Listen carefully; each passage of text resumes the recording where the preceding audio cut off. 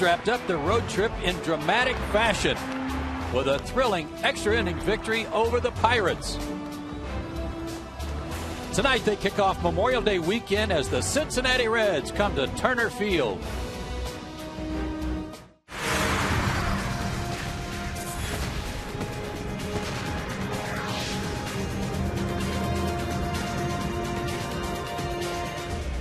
It's an absolutely beautiful night to start the Memorial Day weekend here in Atlanta. And at Turner Field, the fans are filing in for the first of three between the Atlanta Braves and the Cincinnati Reds. And all season long, Atlanta Braves baseball on Peachtree TV and Sports South is being presented by Academy Sports and Outdoors. The right stuff, the low price. And good evening once again, everybody. Joe Simpson along with Brian Jordan tonight. Glad you're with us here for the first of three between the Braves and the Cincinnati Reds. The Cincinnati team comes into town kind of limping. They're on a road trip where they've only gone 1-6, and they've lost 8 of their last 9. In fact, during this stretch, they've fallen into third place in the National League Central, even though their offense has been outstanding. They lead the league in several different categories, but their pitching, well, that's a different story. One of the guys, of course, is the defending National League MVP. That's Joey Votto, third in the league in hitting, second in the league in on-base percentage. But, Brian, he's not the only guy in the middle of their lineup that's doing some damage here lately. Well, I'll tell you what, if Cincinnati fans doubted why Cincinnati signed Jay Bruce to a 6-year contract, put it to rest, because look at the numbers in the month of May. This kid has it all, hitting .344, 10 home runs in May, leading the National League with 14 home runs. He has power. He can throw from the right field, and what a combination, Joey Votto and Jay Bruce. They are really tough in the middle of their order, and these pitchers tonight are going to have a tough time of it. For the Cincinnati Reds, it'll be Mike Leake, a high ERA, just got called up from AAA. And for the Braves, Tommy Hanson will try to get back on track himself. First pitch, right around the corner.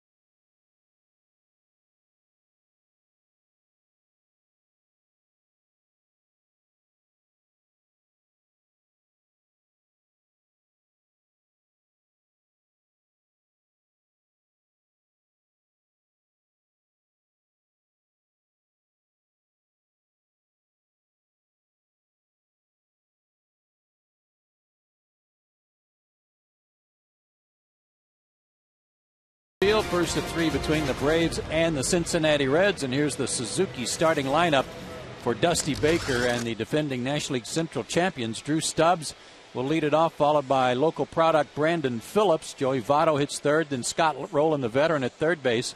Jay Bruce hits fifth. Fred Lewis gets a start in left field tonight. Bottom third of the order, Ramon Hernandez, Paul Yanish, and the pitcher Mike Leake.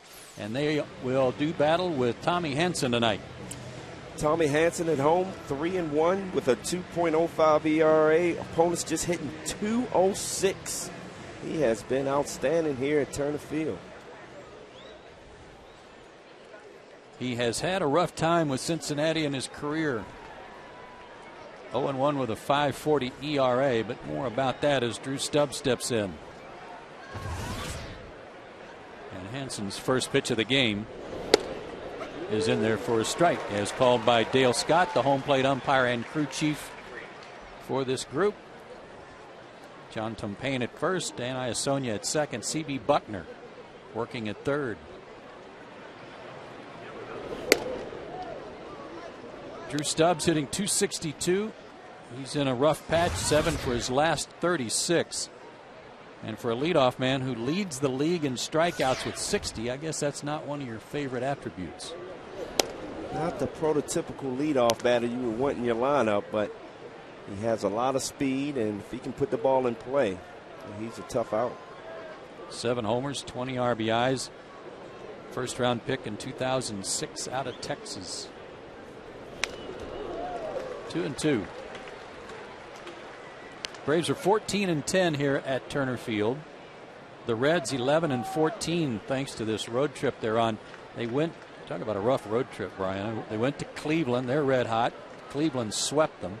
They went to Philadelphia and lost 3 out of 4 there before coming to Atlanta.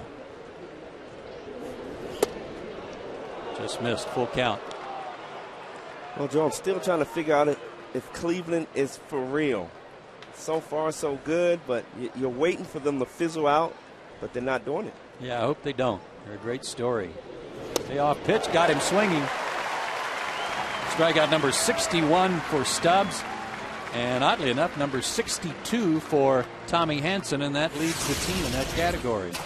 Here's the Atlanta defense tonight. Prado, Schaefer, and Hinsky in the outfield as Jordan returns to Turner Field. Jones, Gonzalez, Ugla, and Freeman around the diamond, and Brian McCann doing the catching. And Redan High School product Brandon Phillips steps in, hitting .306. Joe, I don't want to tell my age, but when he was in high school, I played with the Braves, and I went and talked to his high school team. And, man, I'm old. You're dating yourself now. But what a phenomenal athlete Brandon Phillips is. Only 1 error committed and 206 tries. 2-time Gold Glove winner.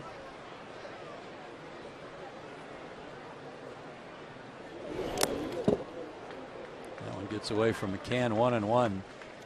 Now Phillips has been hitting cleanup. Scott Rowland was on the disabled list for a time with shoulder problems, which have plagued him his whole career. But just in the last few days, they've moved him back to the 2 spot. And that's where he belongs. He's a guy that can hit behind the runners, can drive it over the wall, but it's more of a gap-to-gap hitter. Dale Scott said he went around, and the count 1-2. This is the most dangerous hitting team in the National League, in my opinion. They were the best hitting team last year, and they may not be leading the league in average, but they're leading in homers, runs, RBIs.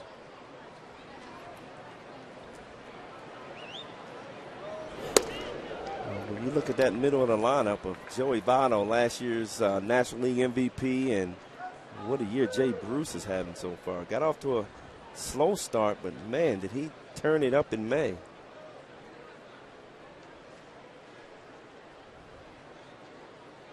The 2-2. Checked his swing that time. Full count. That looked pretty good. It wasn't high or low. It really wasn't even about the swing. It was about the pitch. Pretty good pitch. Another full count. Out of play. Reds went into Philadelphia. Lost 3 out of 4. but they're really singing the blues because in one game they had 11 hits off Roy Halladay and lost that game eventually in 19 innings. Had 11 hits off Cliff Lee and lost that game.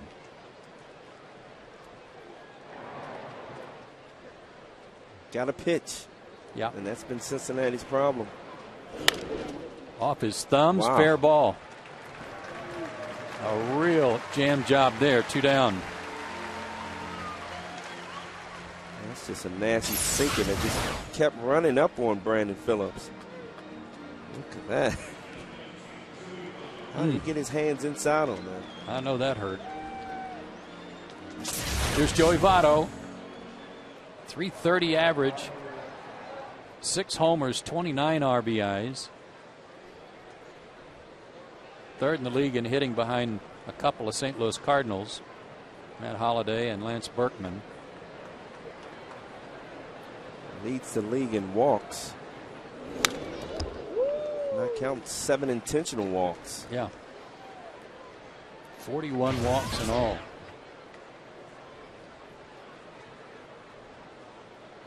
Good to see Tommy get the first 2 outs. First inning has been a problem for him at times. In fact, he's allowed more runs in the first than any other inning. Right there for called strike 2. Hansen's last start against the Angels on that last road trip, no decision. 6 innings, 5 hits, 4 runs, 4 walks. The 4 walks were a season high. Struck out 7. Breaking ball. He got jammed on that one a little bit. That ran in on him, and a good 1, 2, 3 inning for Tommy Hansen. Braves coming in.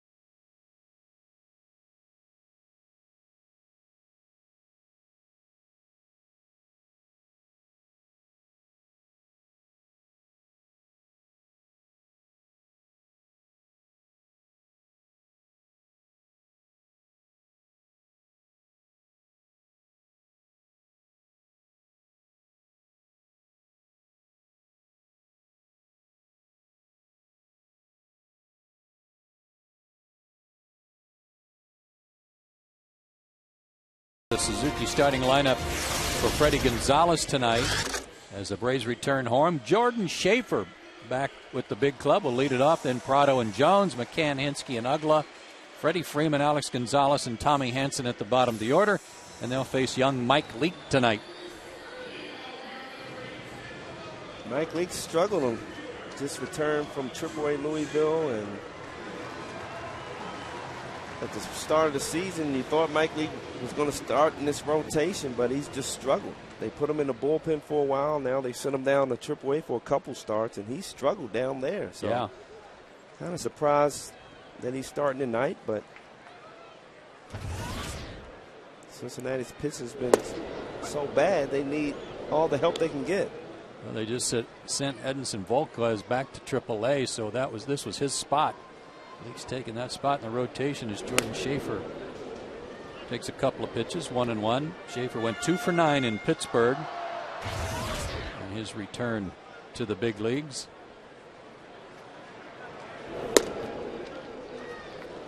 He's patient at the plate, dropped down a couple of bunts. Well, I really think he's starting to figure it out now. starting to make some adjustments and realize that speed you cannot replace. Behind the bag, foot race to the bag, safe. Speaking of speed, there you go. Leak was late getting off the mound, and Votto was way back behind the bag.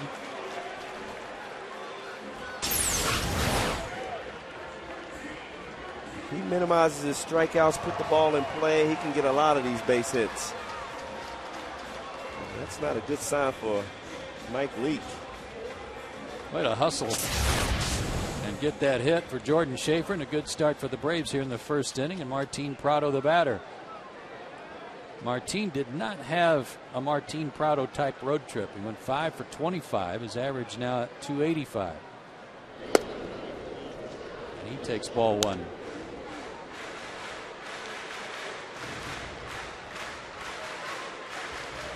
Six homers, 29 RBIs for Prado.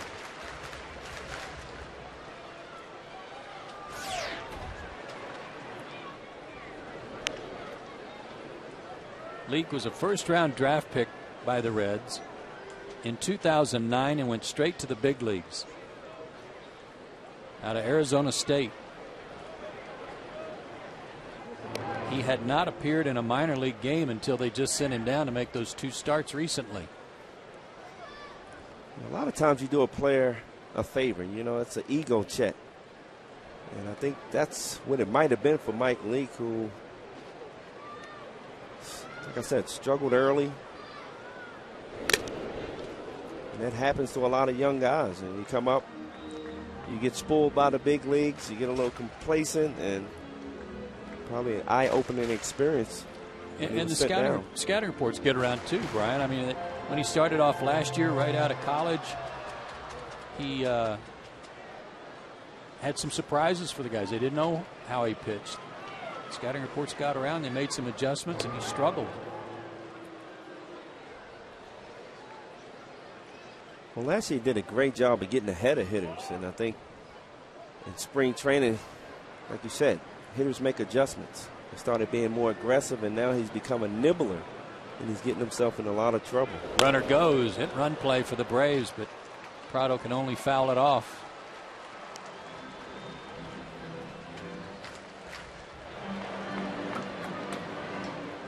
If that was a hit and run, I mean, I don't understand why Jordan didn't look in, and I mean, he went all out sliding head first. Sure did.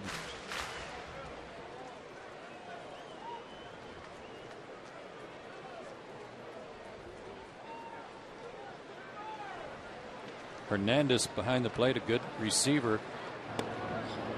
33% on base stealers this year. He's 8 out of 24.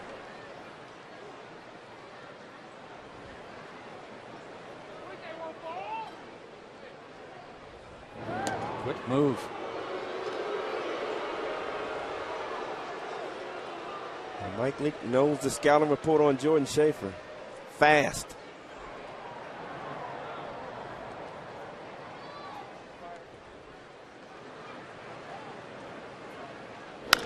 Martin goes the other way, tries to paint the line, but just foul. Look at Jordan Schaefer just fly around. He was almost on third base. Yeah. See what is great about this to me, Brian, is that we're watching a pitcher from another team have to be distracted. That's right. By a potential base stealer, this time for the Braves. Well, hopefully Hanson will keep some of these Reds off the bases, because they will be running. Oh, you know it. A lot of speed on Cincinnati's ball club.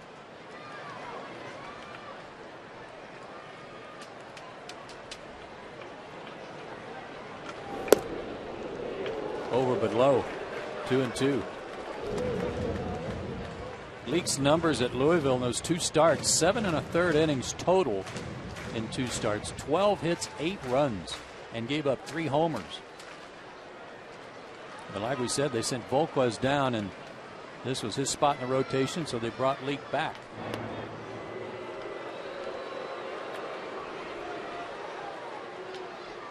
This big crowd that's gathered here tonight letting Leake know that they're not too fond of his throws over.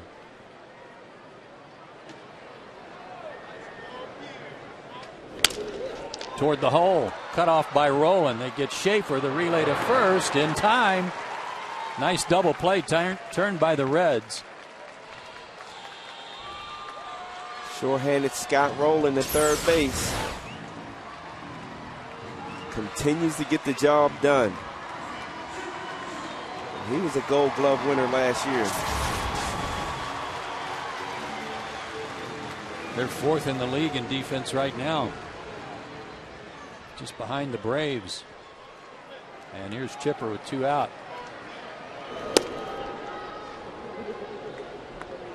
Chipper also 5 for 25 on the road trip.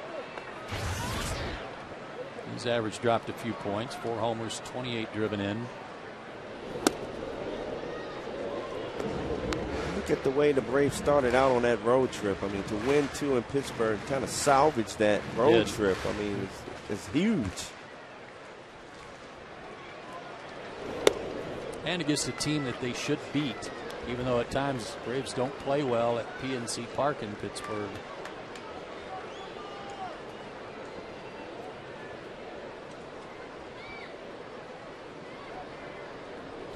He's swinging. 3-1. That's a good swing. A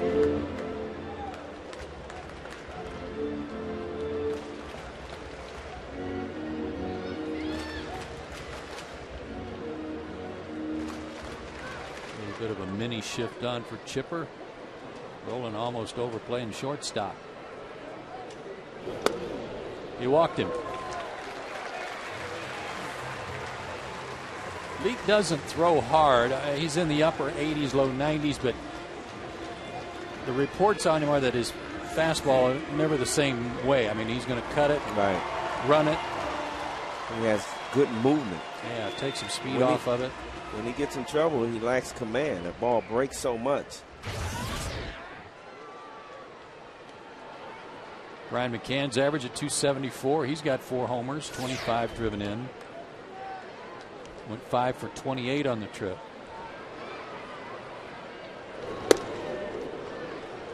But I tell you, Brian, he hit the ball really hard in Anaheim especially and didn't have anything to show for it. A couple of doubles, I think, but he could have had 3, 4, 5 more hits than he lucked. You know, by the end of the season, it'll all average out. Get it out of the way early. Yeah. Great numbers against the Reds in his career. And 3-0 to him. You can see that ball just running away. Yeah, and Hernandez was quick to point to his shoulder and say, you know, keep that shoulder in there. It's opening up too quick.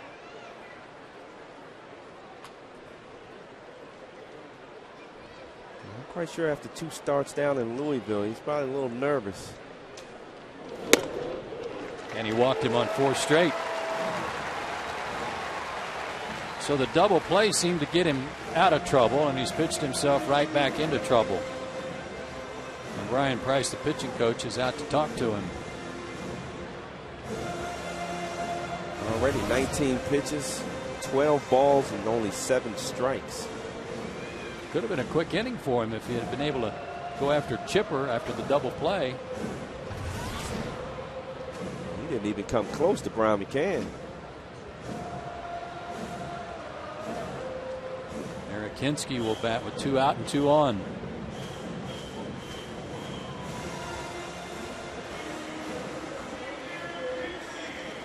Mike Leake's made 19 starts since he first appeared in the big leagues last June 10th. He's gone 6-5 since then, and his run support has been unbelievable. This year, almost 9 runs of support per 9 innings. That's why he's 3-2 with a 570. Hinske, first pitch swinging deep to left, but Fred Lewis is there, and he'll make the catch just shy of the wall, and the inning is over. So the Braves had base runners everywhere, but came up with nothing, and we go to the second.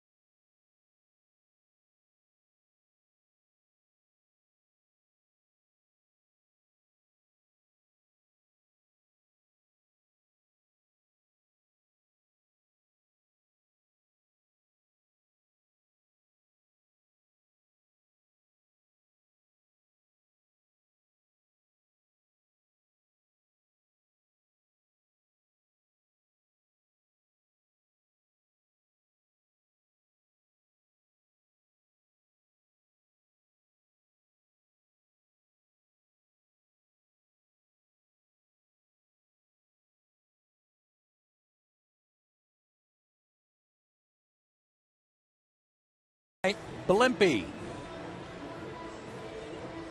Joe Simpson and Brian Jordan with you from Turner Field. No score. We go to the second inning. Scott Rowland will lead it off. Tommy Henson had a 1-2-3 inning in the first. Rowland hitting .255 with a couple of homers. After coming off the DL May 12th, he's hitting 300. Went on the DL with a left shoulder strain. He's had all kinds of shoulder problems. Had a collision at first base, just running the bases, that started all the issues. And if they can keep him healthy, he's still a terrific player. He's still one of my all-time favorite players. I still think Philadelphia made a mistake by not keeping this young man. Me too. Little tapper to third. That's going to be a swinging bunt hit for Scott Rowland. He's one of those guys, Brian, that I've always said that I would pay money to come watch play. Well, he gives you everything, every play. Defensively, he's great. He runs the bases hard. I don't care if you hit one off, pitch one off his knuckles and is right to the first baseman, he'll run it out. Just a perfect example and role model for young guys. Well, here's a guy that's tearing it up, Jay Bruce. He's hit in 8 straight.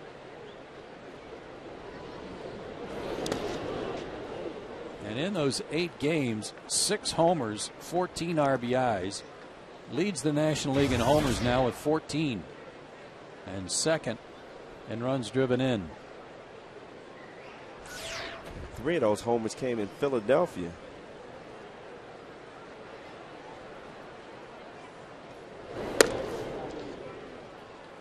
He's a guy who in the past really wore the Braves out.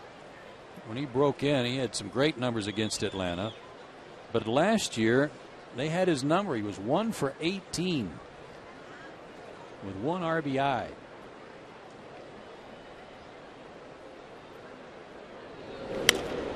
Off the end of the bat. That might stay in play. Chipper over by the dugout. Has room. Boy, you take that from a hot hitter.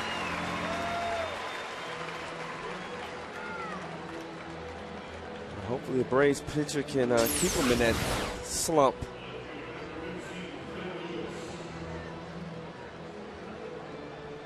Good job by Chipper not giving up on this ball, and that ball just came right back in. Flags are not blowing, though. Yeah, a very pleasant night. Here's Fred Lewis getting a start tonight. .256 average, 1 homer. Takes a little low. Johnny Gomes, who played left field for the Reds most of last season, has been in a horrible slump for the first 2 months of the season. The first couple weeks he got off to a great start. I remember watching highlights of him walk-off winning hits. And like you said, he's just been struggling awfully.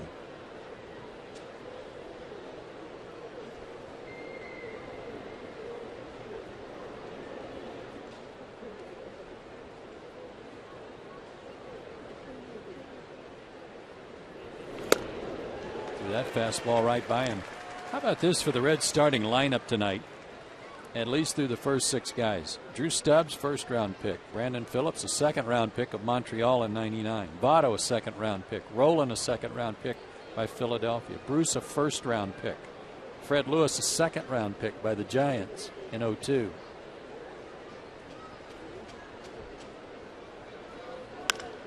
Driven to left center field and deep. Prado and Jordan over to get it. Jordan's going to have to get it in quickly. Rowland's going to be waved home as the throw is a little bit off the mark to Alex Gonzalez. And the Reds take a 1-0 lead on the Fred Lewis double. Fred Lewis just got a pitch up off the plate, and he's kept that front shoulder in there and just, that was shot out to left center field. Prado's reaction, he knew it was in the gap. He didn't even start out running hard. He knew Schaefer had to go get this ball. And there's Scott Rowland, as I say, giving 110%, running the whole time. It's an easy RBI for Fred Lewis. That'll bring up another hot hitter. And Ramon Hernandez, the catcher. He's only hitting .327. He goes after the first pitch.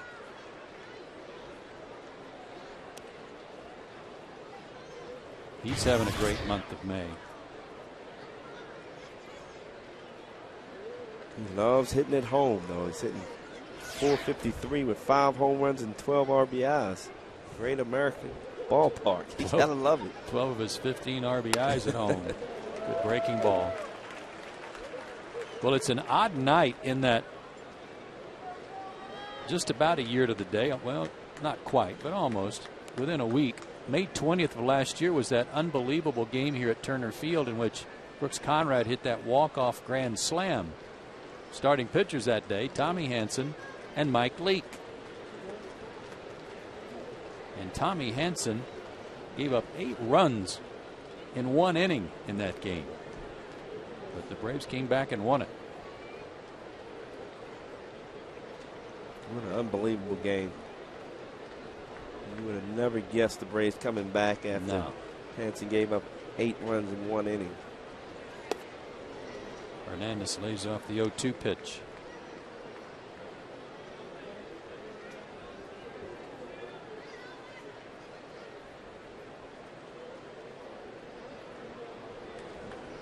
.360 mark for him in May.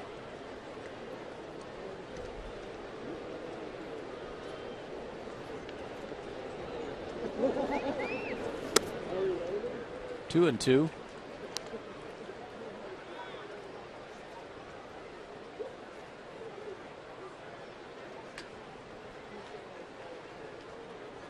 As Brian pointed out, the Reds do not have a problem scoring runs. Their problem is preventing them.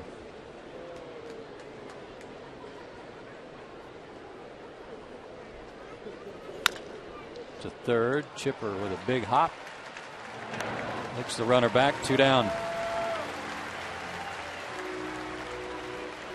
Here's a little history lesson from a year ago. Lance Nix, my former teammate in Texas, jumped up. I thought he had the ball. So did Brooks Conrad. That was a great reaction, wasn't it? Oh, man. Paul Janisch is the shortstop. 1 for his last 21. That's with 2 outs and a runner at second and a run in.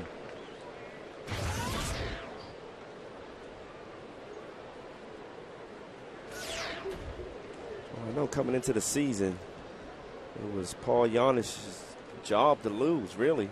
I mean, they brought Edgar Renteria in kind of protect that spot if he gets off to a slow start. But it's almost like both of those guys are playing half of the season, and you got to wonder when you're going to let one guy just stay in there and get hot and take control of that spot.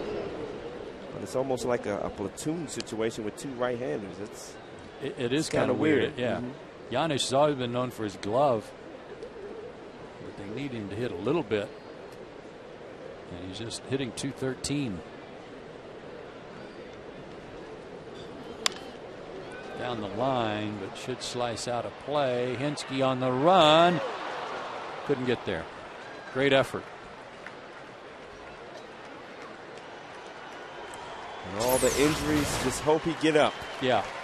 But it is a great effort, Joe, like you said. Oh. Just missed. Hit the wall hard. Freddie Gonzalez, you got to be cringing. Well, that's where I have that problem with the padding not going all the way to the ground. When outfielders slide into the wall and they hit concrete with a kneecap.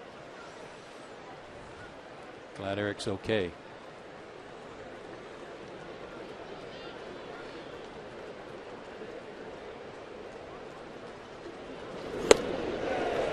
Struck him out. Inning over, but the Reds jump on top first. An RBI double by Fred Lewis. Reds lead at 1-0.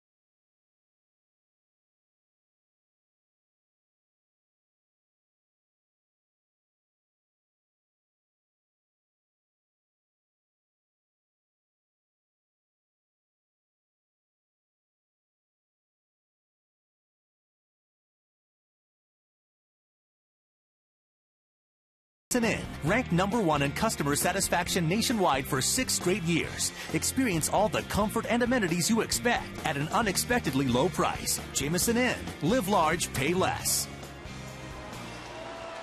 Joe and Brian back with you at Turner Field, bottom of the second inning. Reds on top. Dan Ugla leads off the bottom of the second for Atlanta.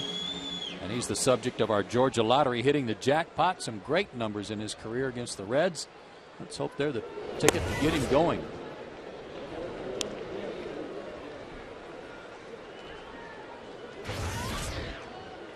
Boy, does the Braves need him to get hot. Love to see him in the middle of the lineup get hot. I think this Braves team will go on a serious win streak. Got the count in his favor here, 2-0.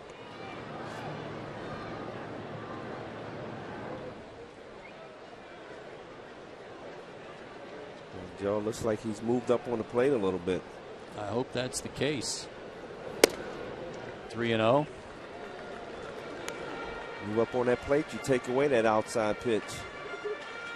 And we know he's been really struggling on that slider away. And, and when you're struggling, you're going to get that fastball 2 inches off the plate. Strike call, 3-1. Well, let's face it, and this I'm not saying as this is a knock, but he's got short arms. He does. You know, if he's standing off the plate, he's not going to reach a whole lot because he doesn't have long arms. Good cut there, 3-2.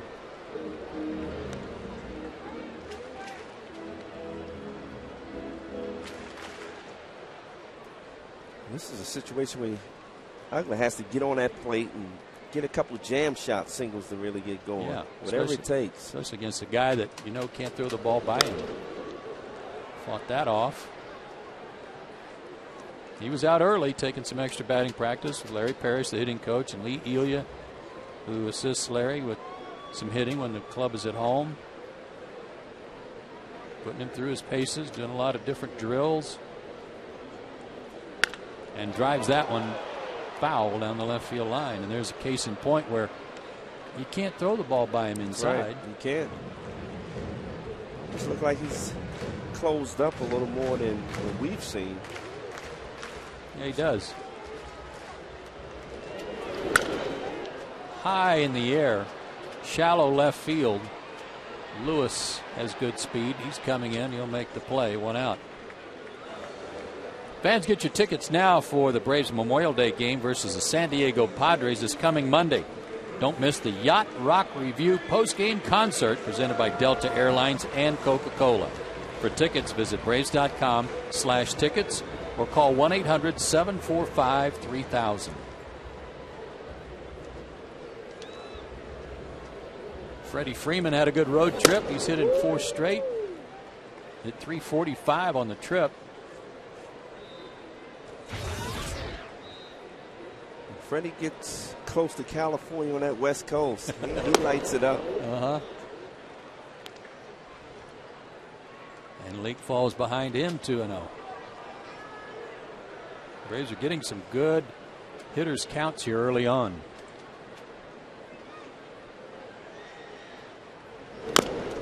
Off his foot.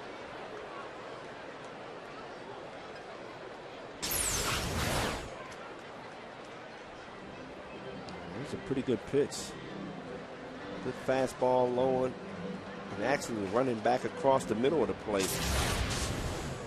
Yeah, right off and some new shoes he's donning tonight. As I look at Freddie's numbers, I'm a little surprised. He's second on a team with 39 strikeouts. And last year, he used to put the ball in play almost every at bat, or he'd take a walk. He rarely struck out. Do you think as the season goes along, though, that might, I mean, by comparison, his strikeouts will start to cut down a little bit since he'll get a better feel for how pitchers are working him? Well, you already notice a big difference. He's starting to get comfortable. 4th 3-ball count already for Mike Leake.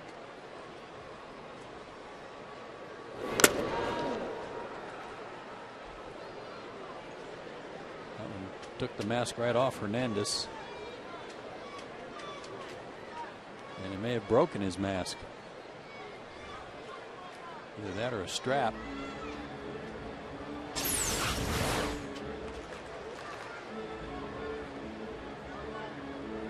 Wow. See that? What is that? A pad or the shield just popped off?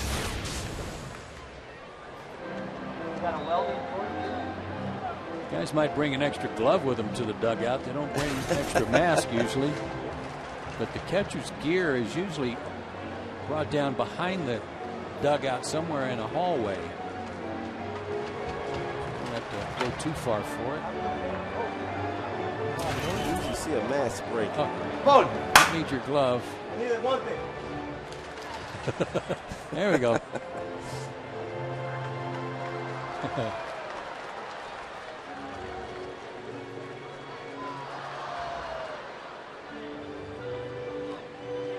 And it'll be a full count.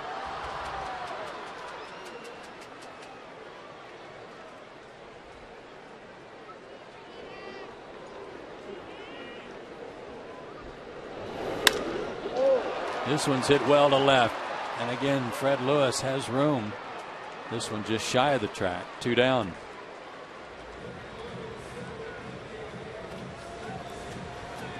Couple balls hit pretty good out the left field. Hinsky early.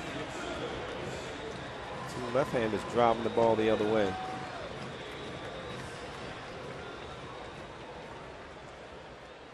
Here's Alex Gonzalez, who also had a real good trip. He went 5 for 9 in Pittsburgh alone, but hit 407 in the trip, and he's up to 268. 5 homers, 16 driven in. He goes after the first pitch, and another fly ball. This one to right. Jay Bruce has it. The Braves go quietly in the second. We head to the third. 1-0 Reds.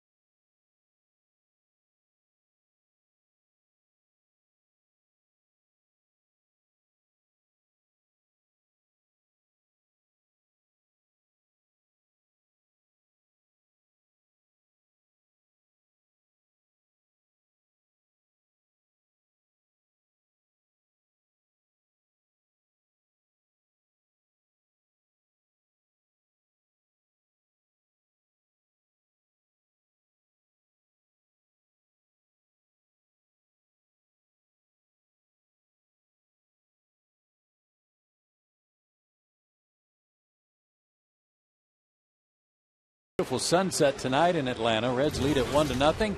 Time for our AT&T U-verse trivia question.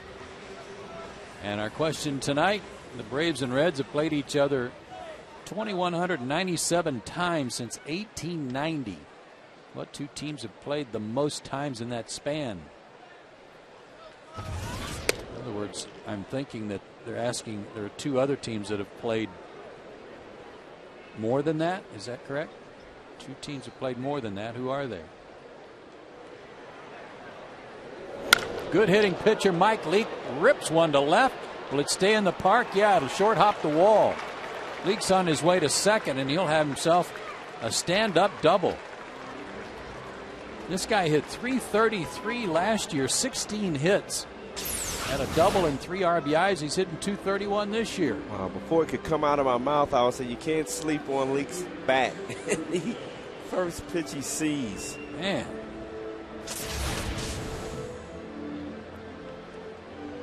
Well, that's one way to win your ball game. Uh-huh.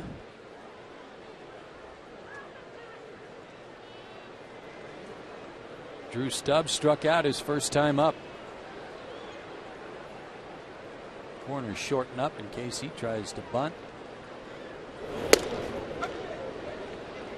Takes a strike.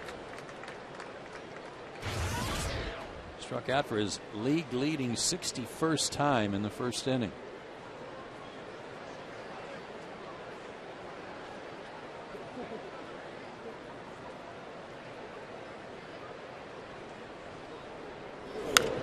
Check swing out of play. Right now he's up there to get the job done. Make sure he gets Mike Leake over to third base so that Brandon Phillips has a chance to drive him in.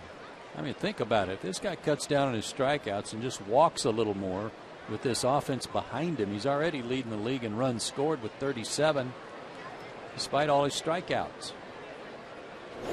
There's another one. And that's a bad strikeout.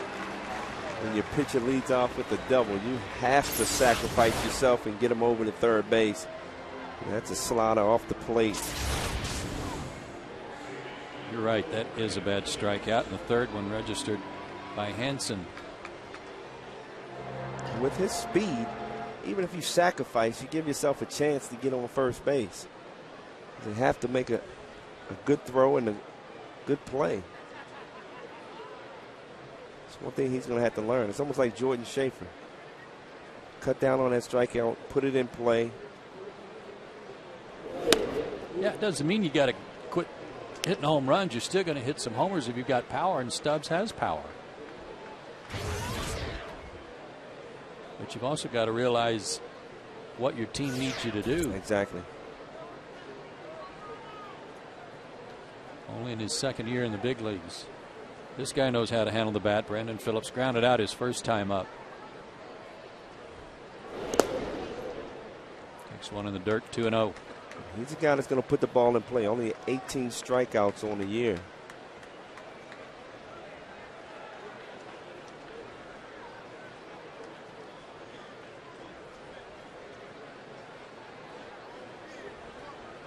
That's the pitcher, Leake. He led off the inning with a double.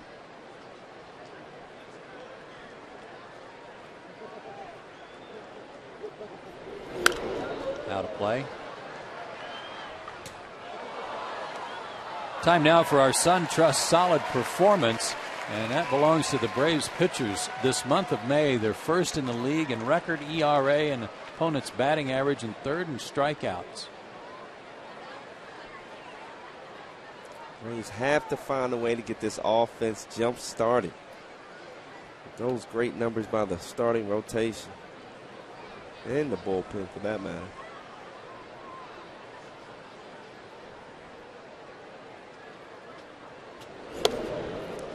Just missed outside.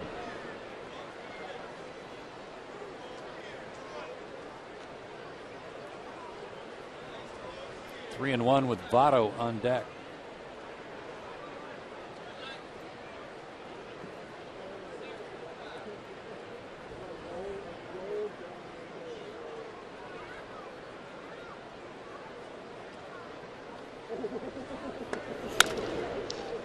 Like Brandon expanded his strike zone a little bit there and sent that one foul. Did Hansen a favor. It's 3-2. This is a big out with Votto on deck.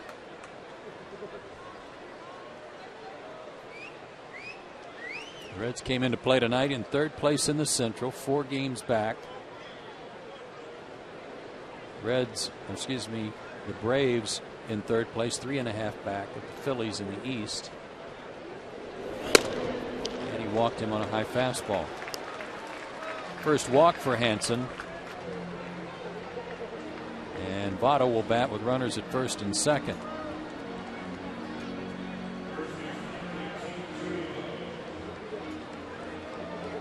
Votto, 27 years old, 6'3", 220, out of Toronto. Lives now in Sarasota, Florida.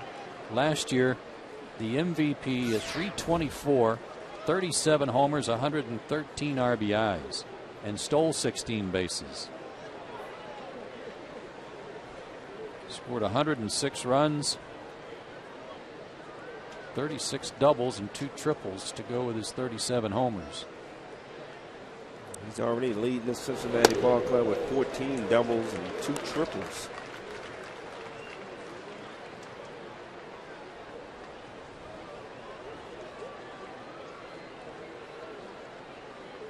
Hansen got ahead of him with a nice curveball, 0-1.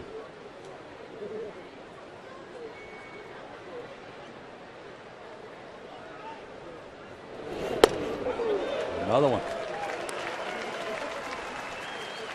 Votto was not expecting that pitch. No. I think he was geared up for a fastball and just buckled him.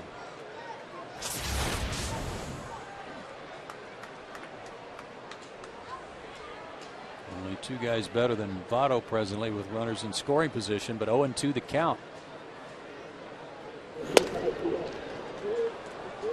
94, that's the best fastball tonight from Tommy Hansen.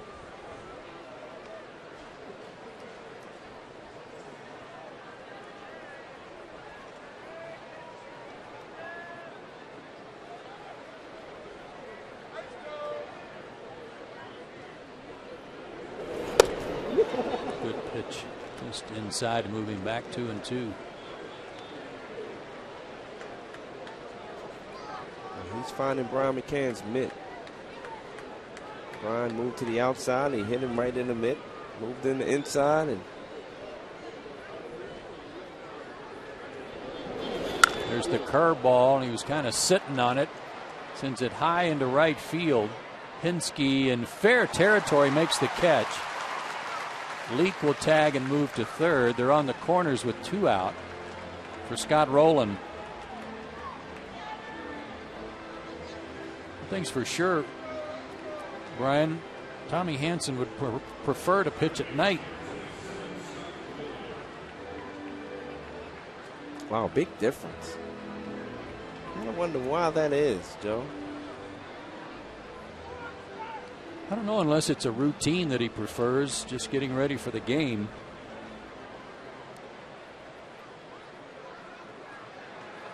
That and the fact that Tommy could sweat in an igloo. Rowland had a swinging bunt hit to reach in the 2nd inning, and he scored on a 1-out double by Lewis. Stop by Brian McCann.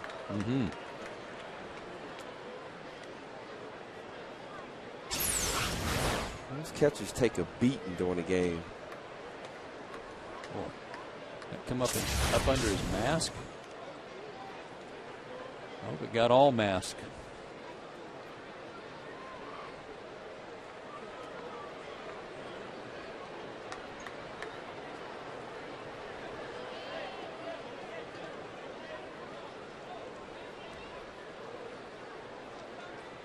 Reds already lead 1-0. I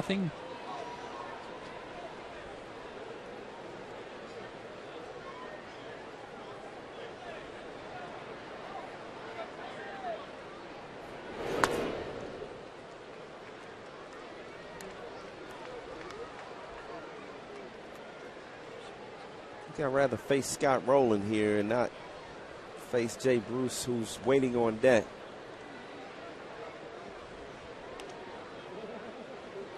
He got Bruce to foul out his first time up, but he's the hottest hitter on the planet. Looks like Hansen just short on both of those pitches.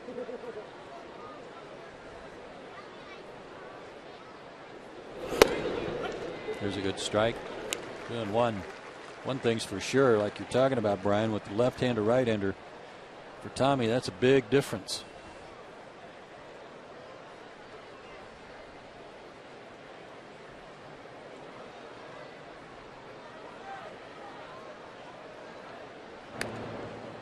Well, maybe Tommy's thinking about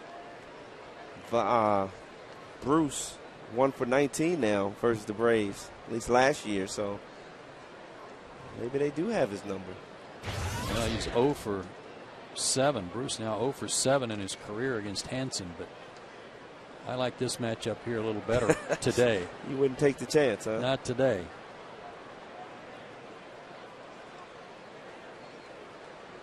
We'll see how it works out.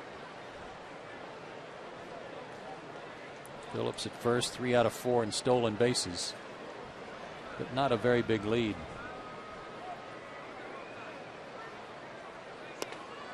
Did he go? No. 3-1.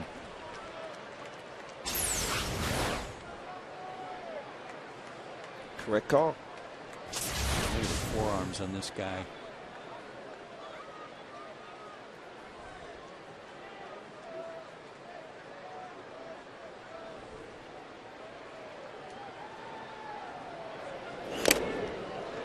Three and 2. Roland was an outstanding high school basketball player out of the state of Indiana, and he was going to come to the University of Georgia to play hoops. What an athlete. Wow. I did not know that, Joe. A Bulldog, huh? Yeah. Until the Phillies signed him away. Full count. Phillips will be running on the pitch.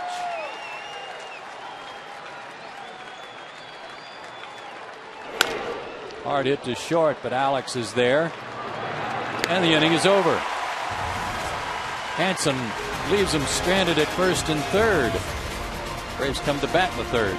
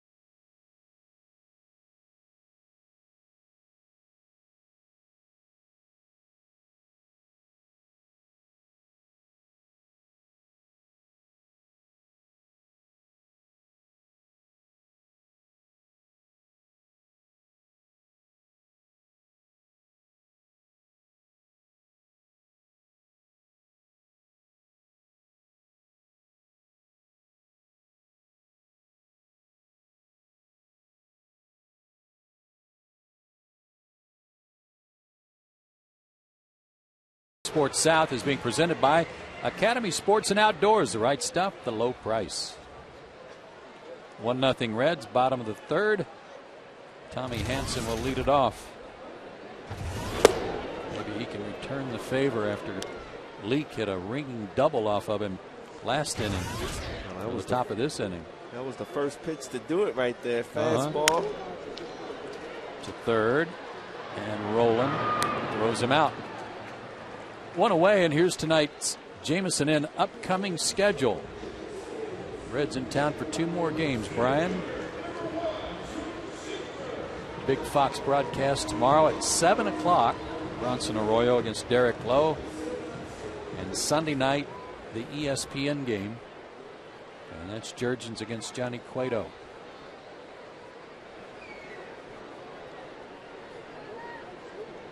Jordan Schaefer legged out an infield hit his first time up, beat the pitcher to the bag for the hit and tried to bunt. We like that, don't we? Yes, we do. It's not at a bad pitch, down almost in the dirt. Just looking through the book, and Dontrell Willis is in there, Cincinnati's minor league system. Quick flip from Phillips gets Schaefer. I wonder how he's doing. Well, I can tell you, Joe. Okay. He's 3-1 with a 2.72 ERA. I'm surprised he's not up here I am too. getting a shot to pitch. 37 strikeouts, well, 14 walks. How many innings? Got the innings? Don't have the innings. Okay. That may not be that many walks if he's got that many decisions. 2.72 ERA. Yeah, I'm happy for him. What a good guy. There you go, 43 innings pitched. About 3 a game, 3 walks a game. Martin Prado hit into a double play his first time up.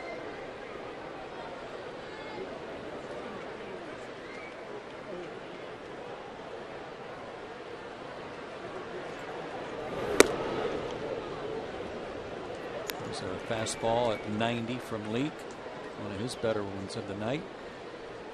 Get Martin back on track. I said rough road trip.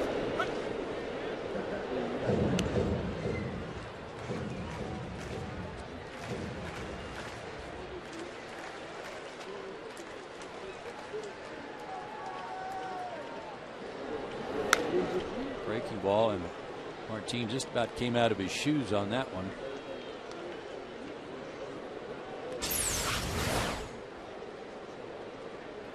Ball up in the zone, but we've seen Martin hit that ball a long way. Yeah, and he didn't get cheated there. 2-2.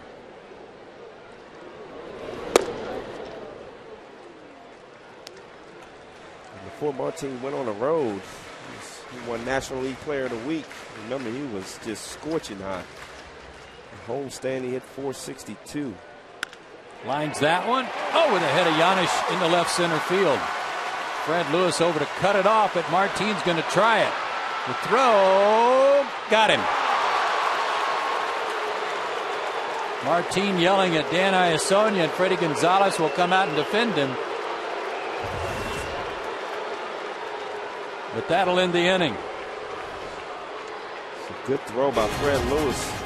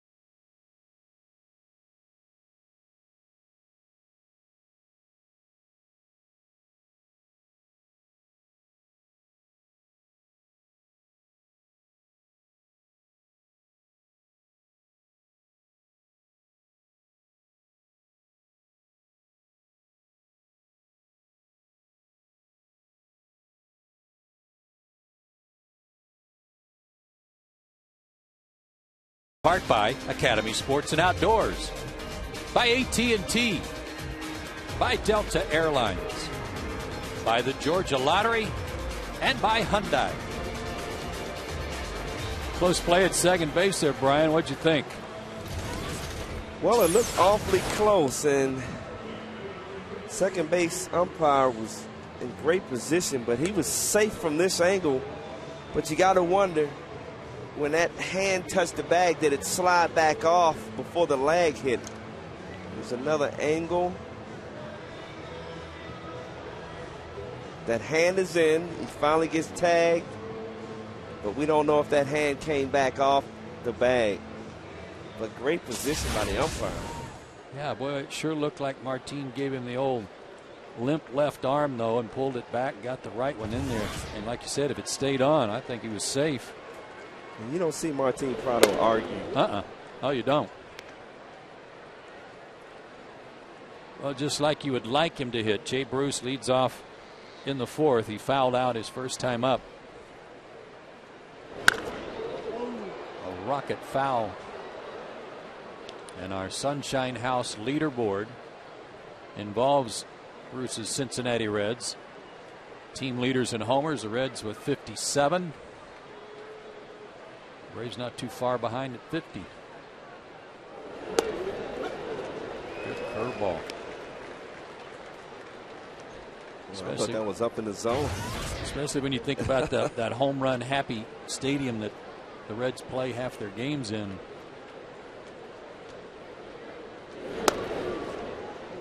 This guy will hit him anywhere at any stadium. Yes, he will. He has that type of power.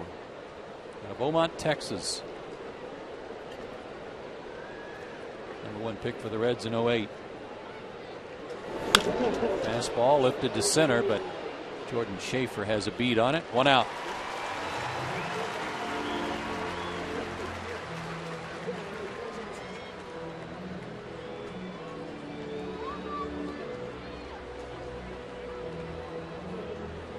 The hard part for these hitters, I'm guessing, Brian, is the fact that they keep doing the job. Like I said, those 11 hits against both Halladay and Lee, and they were losses.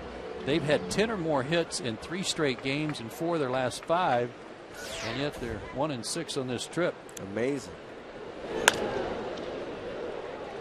Mark Berry dances out of the way of that foul ball from Fred Lewis, who doubled in the only run of the game back in the second. Well, Joe, just imagine if the Braves had Cincinnati's offense. Where would with they that be? Pitching. Woo.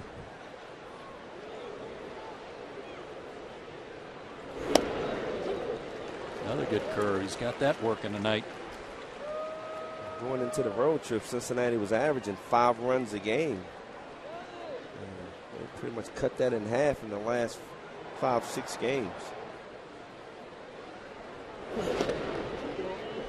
Didn't go after that breaking ball. 1-2.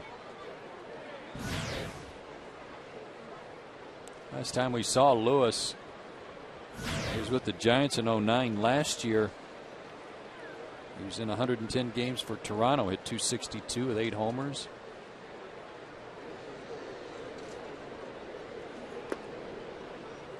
Reds signed him in the offseason as a free agent to a 1-year deal. It's a good signing. Versatile outfielder, can play everywhere. Good speed. Lives in Wiggins, Mississippi. Fought that fastball off. Still 2-2. Tommy's got good stuff tonight. He's throwing hard. He's got a good curveball working. And it really wasn't the double by Lewis. It was the swing and bunt hit by Rowland that put him in place for Lewis to drive him in. But he looks like Tommy Hanson gets ahead and he starts nibbling and gets himself in trouble. I mean, coming into this inning, he's thrown 56 pitches. He's up to 67 with the fly out by Bruce, and now this extended at bat by Lewis. Payoff pitch. And he lost him.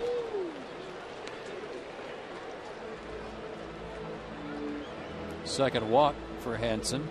Fast runner aboard for Ramon Hernandez, who bounced to third his first time.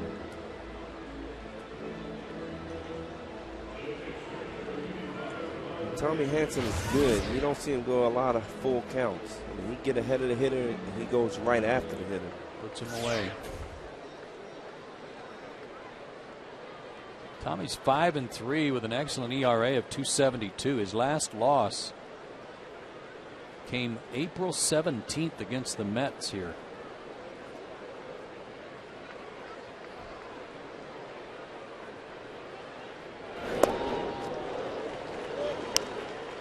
Fooled Hernandez. 0-1.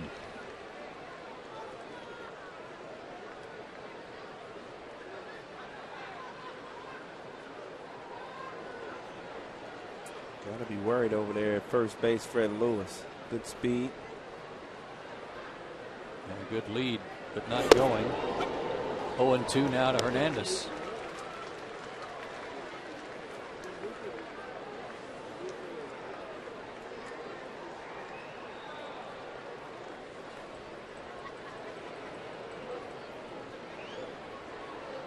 A run on 3 hits for the Reds.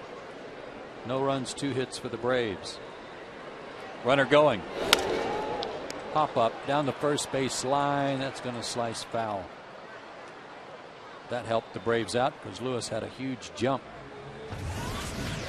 0-2 count. I think Tommy Hanson, probably in the back of his mind, didn't think he was going because he had an outstanding jump. I don't think Tommy even looked over.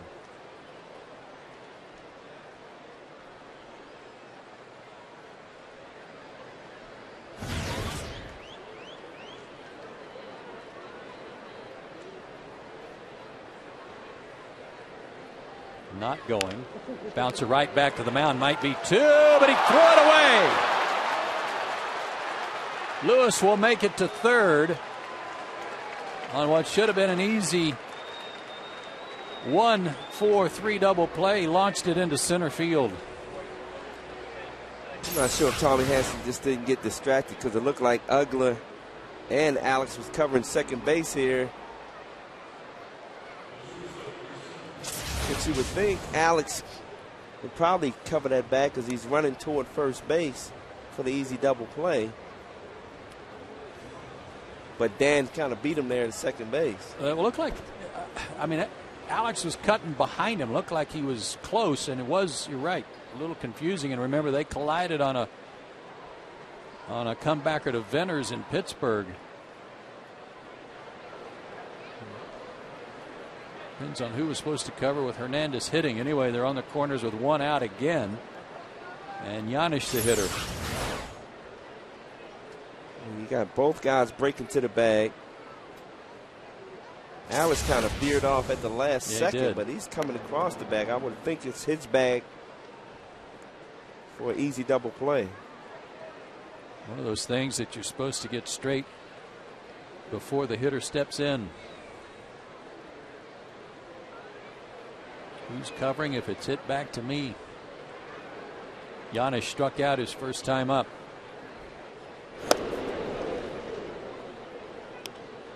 Takes low. 1 for his last 22. Braves would like another chance to turn that double play and get out of the inning.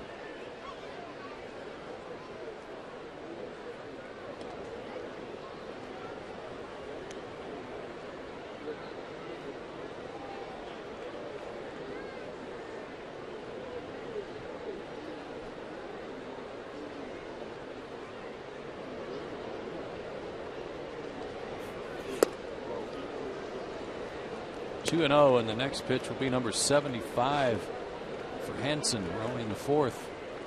Yeah, but struggling hitter and Paul Giannis up there, you don't want to fall behind.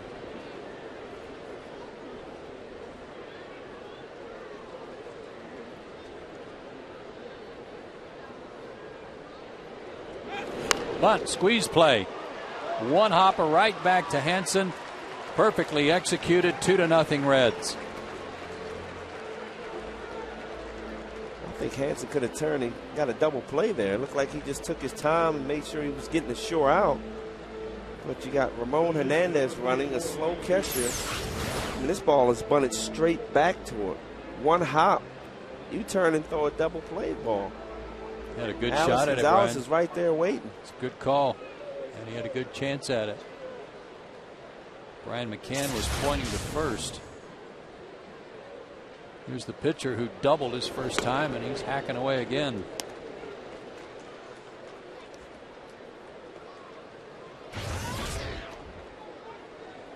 So the error really hurts this inning on the comebacker, what probably should have been a double play.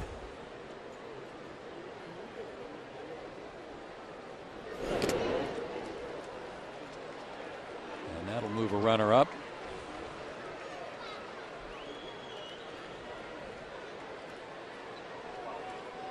It'll be a wild pitch.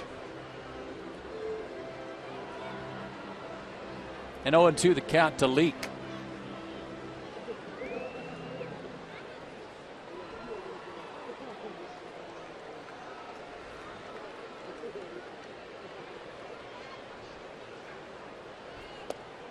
Struck him out, inning over.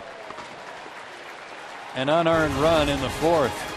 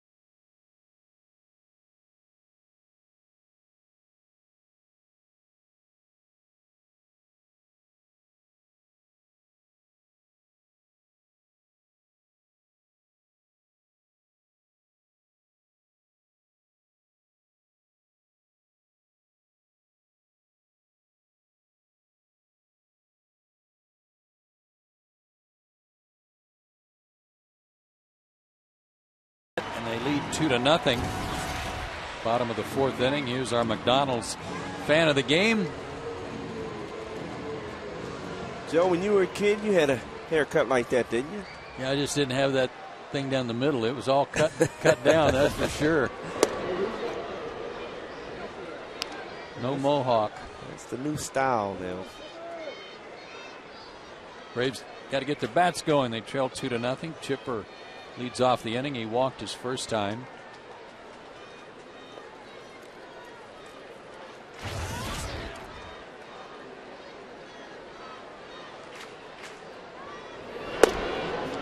Little inside.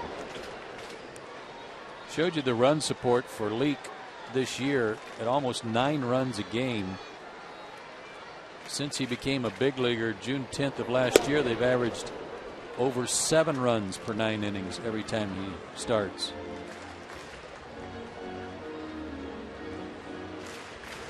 It was like Derek Lowe last year.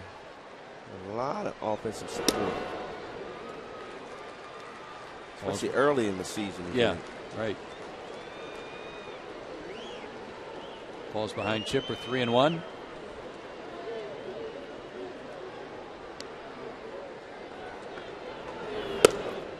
And a leadoff walk.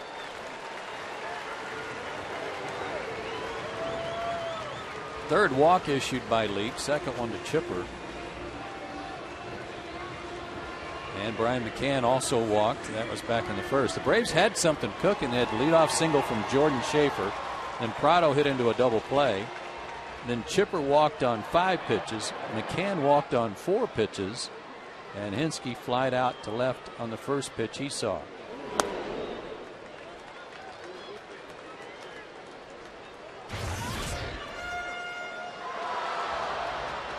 Obviously, Mike Leake does not want to challenge the 3-4 hitters of the Braves. I don't blame him. And roped into right field by McCann. Jay Bruce has an outstanding arm, and Chipper will stop at second. Good start to the inning.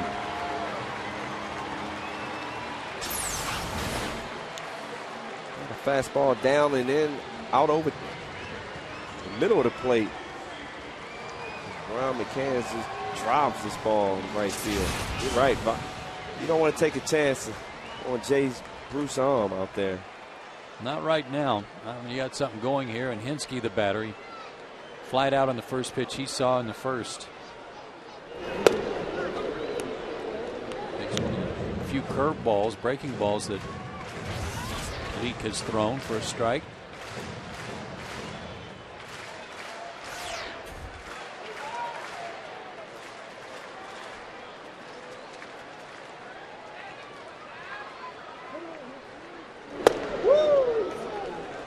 One and one.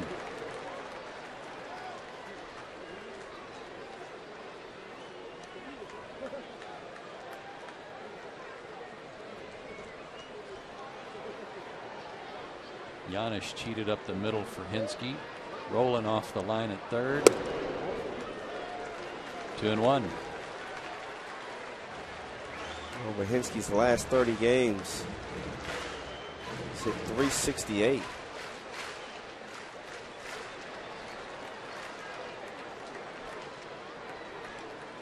Braves are 10-3 in the last 13 starts for Hinske. He sends one to left field, but right at Fred Lewis.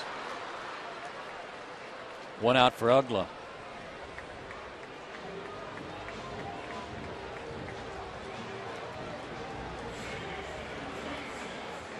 Dan had a good at bat in the second inning, but he flied out to lead off the second. Just 5 for his last 51.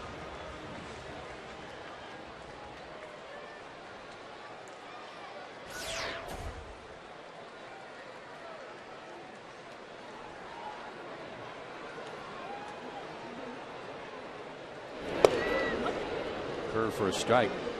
Can't imagine the frustration that he's dealing with right now. Well, Joe, I've been there, done it. When I got traded out to LA, the first 2 months were horrible. And I put a lot of added pressure on myself, and you find yourself trying to play for the fans, try to prove the organization that traded you that they were wrong, and it becomes a mental game. You go out there, you try too hard, and you find yourself struggling, and the hole just gets deeper and deeper, and that's exactly what Dan Ugla's going through right now. I think signing a new contract in the offseason, getting traded, and you look at Florida, they're doing pretty good right now, so just imagine what's going through his mind. So, I mean, hopefully he'll get up on the plate, get a couple jam shots, get that confidence back, and relax a little bit. But after that 2 months of failure, I finally convinced myself to play for myself, my team, and I turned the season around. That's something Dan's going to have to do. He's going to hit at the end of the year, become an all-star anyway in the second half. At least crossing our fingers that he's going to make the adjustment.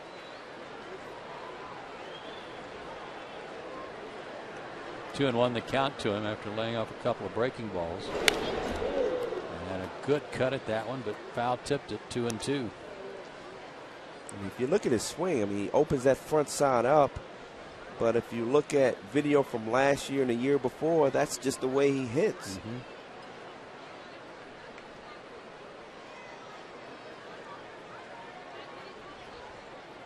2-2. Tying runs aboard. And lays off that pitch. Full count.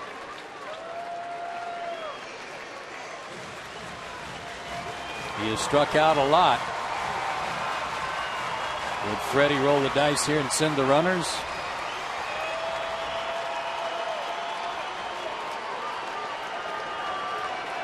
Chipper at second, McCann at first, not going.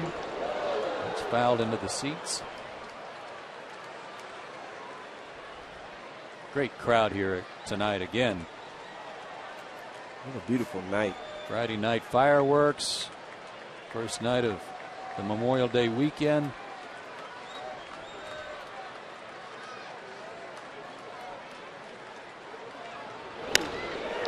There's that jam shot, but right to Rowland, back to second. Oh, and he got him. Dan Iasonia brings up Chipper for the double play. What started off as a good-looking inning ends sourly.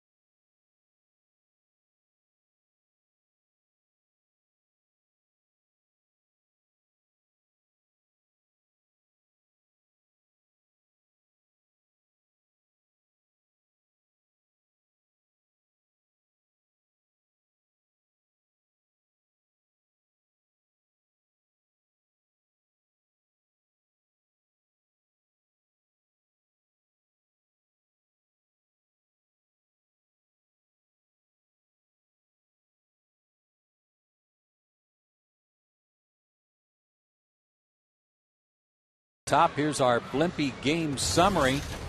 Hansen and Leake going at it. Leake's had the better of it so far, Brian, because he's gotten a little offensive help.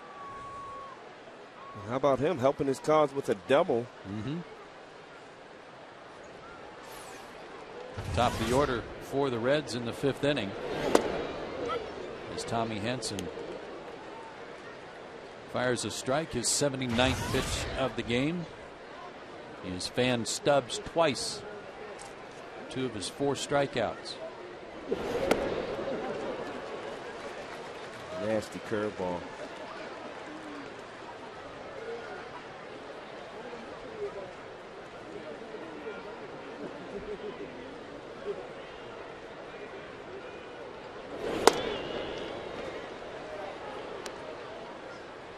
Stubbs didn't bite this time.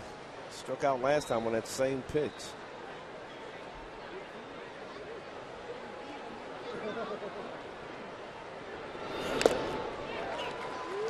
Another one, and that one took a bite out of Brian McCann.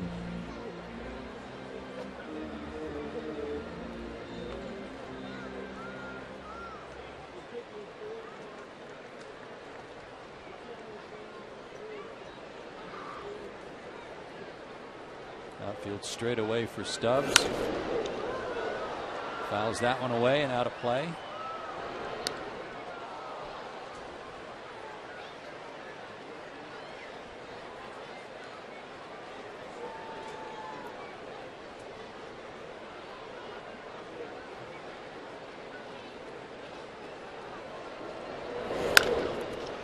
Short, Alex.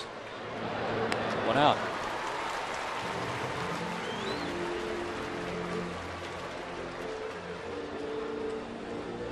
We have no time to hesitate with Stubbs running down the first. And right-handed coming out of there too. Brendan Phillips is grounded out and walked. out of Redan High School, as we talked about earlier. His family, I mean, a very athletic family. His brother was drafted also. Yeah. Has a sister that played college basketball. Ended a career with the Bulldogs, Georgia. In fact, she started a career in LSU and transferred to Georgia. Portia.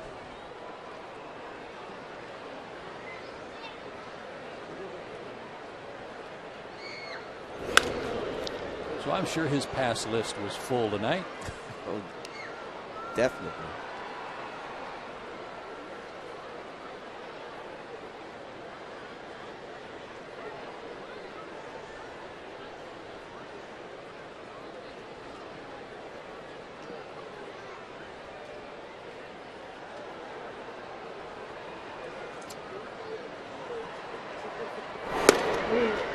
Hits one high and count 1-2. He's 5 years in Cincinnati. How about these averages? Talk about consistent. 276, 288, 261, 276, 275. Pretty much figure on getting around 275 from him, don't you? Out of play. Model of consistency. His doubles have ranged from 24 to 33. And his homers 17 to 30. He had 18 homers last year.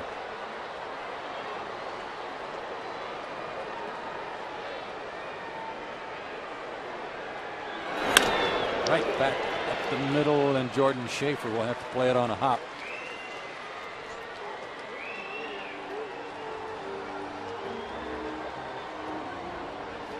Phillips aboard with one out for Joey Votto, who is grounded out and flied out.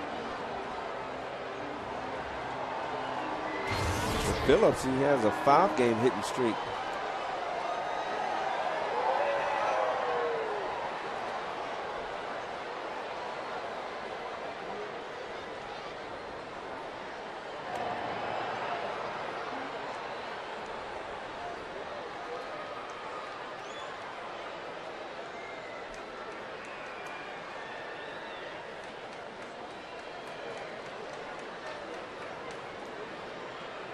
Look at Phillips' career numbers with stolen bases. I would have thought he had more stolen bases average in a year. Averages about 25 stolen bases a year. That's still pretty good. And I think you credit that to the pitchers. You know, nowadays they have such good moves over the first base. A lot of guys don't steal anymore. When you look back at Ricky Henderson, Lou Brock, you got to wonder with the pitchers today and how hard they work on moves to first base, second base, would they steal that many bases? I tell you what they have now that they didn't do then is he runs, pitches down and in, and McCann's throw off the mark, a little short, and it'll be a stolen base for Phillips, his fourth. Take another look at it. Really good jump.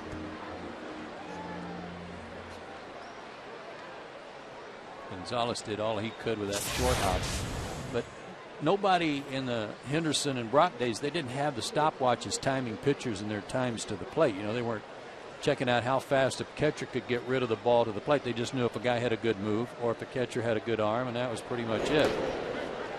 Votto checked his swing, but he went. And the count 1-2. It has become much more scientific from a defensive standpoint than it used to be.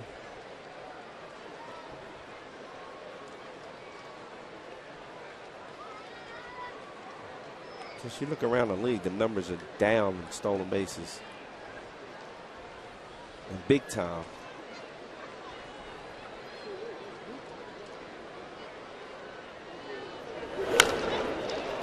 Slicing into left center. Prado on the run. Got it. Phillips ran back to the bag. He'll tag in advance, but a good play by Martin saved a run.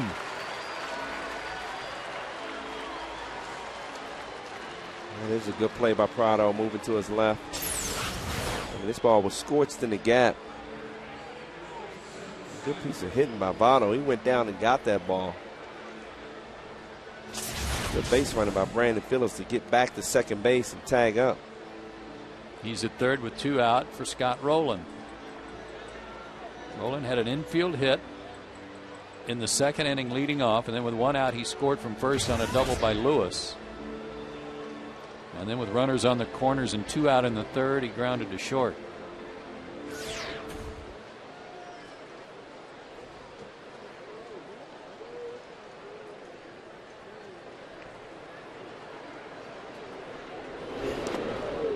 Ball in the dirt as the Braves pen gets busy. Looks like Tommy is laboring a little bit. Throwing a lot of pitches in the dirt. Threw 116 pitches in his last start against the Angels in just 6 innings.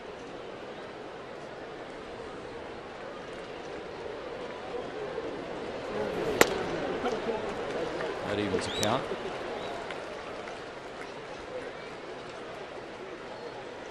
Mets have come back to lead the Phillies 3-2. They're in the bottom of the 7th in New York.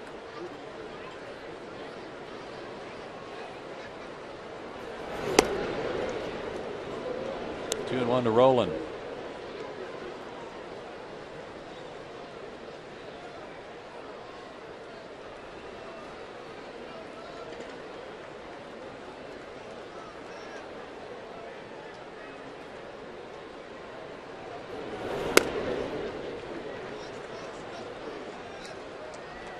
Three and one. Jay Bruce on deck.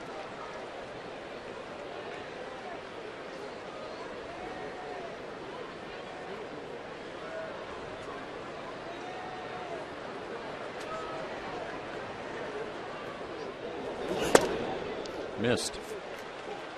Third walk issued by Hansen, and they're on the corners for Bruce, who has fouled out and flied out. And Freddie's on his way to the mound, and he wants George Sherrill.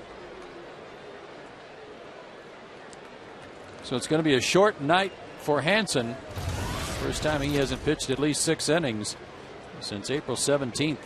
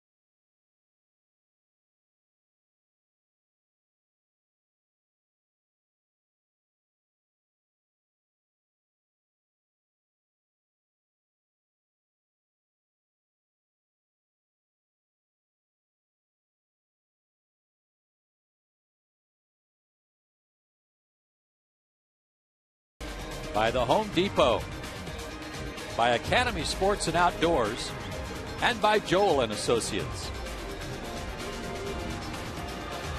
2-0 Reds. We're in the top of the 5th inning. Time for the AT&T call to the bullpen. And Freddie Gonzalez is going to go to George Sherrill, who's been a hot hand for him out of the pen, especially against left-handed hitters. George picked up his first win of the season and first win as a Brave 2 days ago when the Braves won that game in extra innings in Pittsburgh on the Brooks Conrad homer, and retired all 3 batters he faced that day. couple of areas in this spot that you like to see.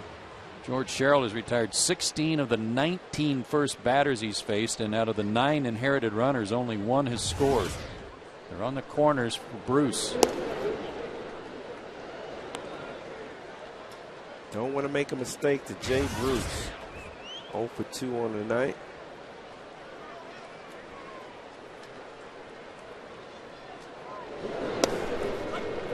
That curveball finds the mark.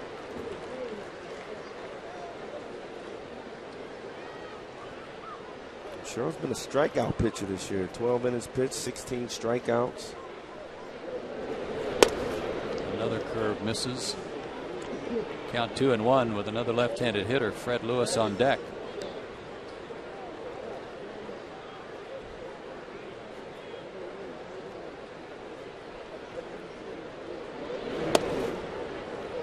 And another curve. That's 4 in a row. Count 3-1.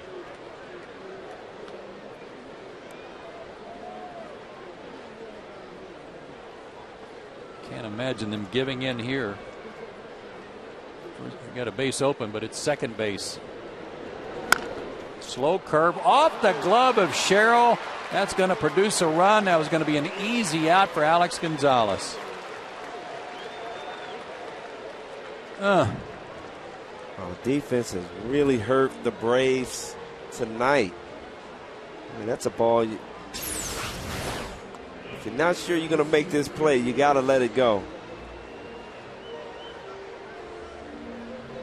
That's like that play in Arizona that went off Kimbrel's glove that looked like it was going to be a double play ball.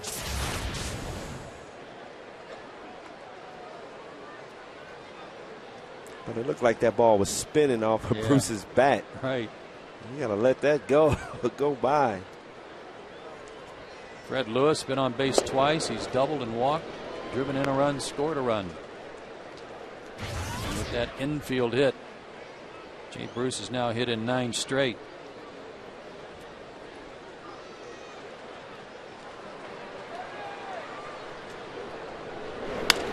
Slow curve, laced to left field. Prado on the run again, and 2 good running catches by Prado in the inning. But not before the Reds tack on another run. We go to the bottom of the 5th, 3-0 Cincinnati.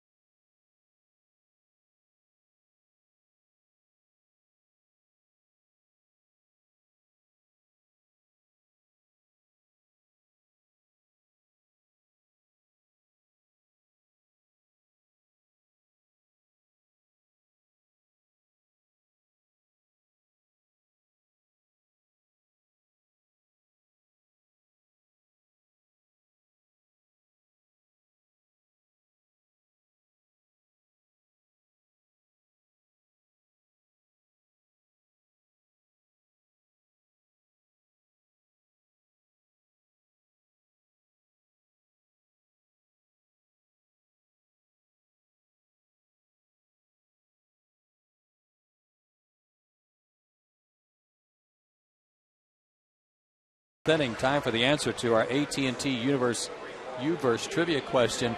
What 2 teams have played more games against each other than the Braves and Reds? I got to go Giants and Dodgers. What do you think?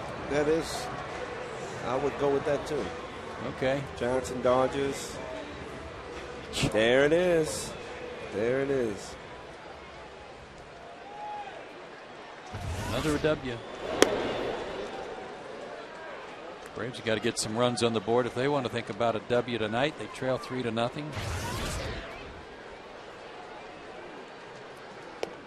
Freddie Freeman misses that one. 1-1. Good changeup. All of a sudden, Mike Leake looks like he's getting his rhythm out there. He's gotten off the hook a couple of innings. He's got to feel good about it, and his teammates keep getting him an extra run to work with.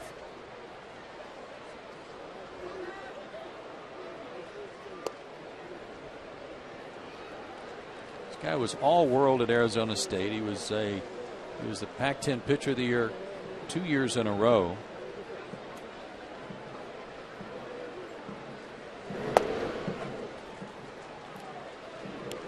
And he tied Eddie Bain, the great left-hander at Arizona State, for the most wins by a pitcher in a 3-year span.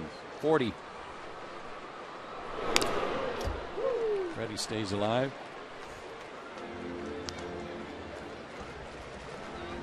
Freddie's starting to heat up. Road trip, 345 batting average.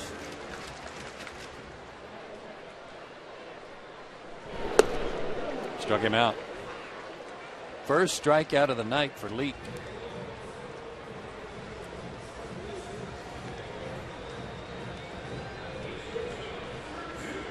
Seems like the first day after an off day for the Braves, always a tough.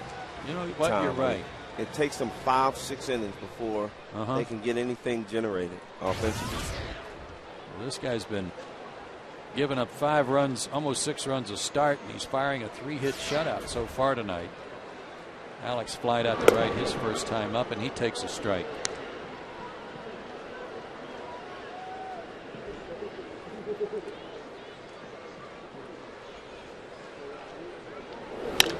Hard hit into left field, base hit.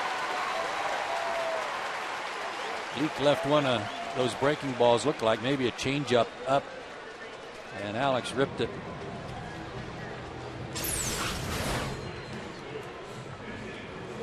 Fastball up and away. Yeah. And a pinch hitter for George Sherrill, and it's going to be Wilkin Ramirez, who was just called up from Gwinnett. This kid has a lot of talent, Joe. He has all the tools, but you got to learn to not swing at balls. That's the problem. I saw him get a few at-bats in spring training, and I saw him. He never saw a breaking ball he never liked to swing at. I know that. He'll chase that breaking ball a lot. I had a chance to talk to him before the game, and I told him, relax up there. You know, he's going to see a lot of curveballs. Because, I mean, that's the book on him. He's going to have to learn to use his hands and not his body.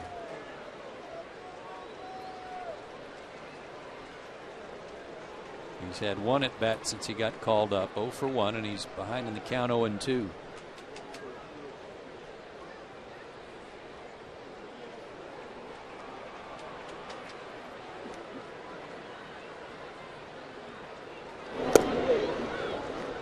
Change up. Missed low. Here's our Delta Airlines on deck. It's Jordan Schaefer, who legged out an infield hit in the first inning. And got him with a breaking ball.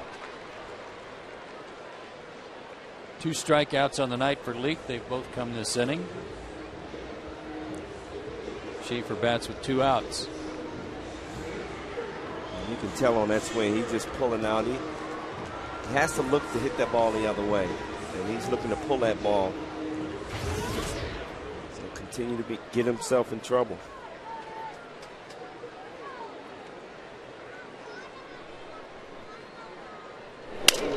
Broken bat flare into right field. That'll drop for a hit.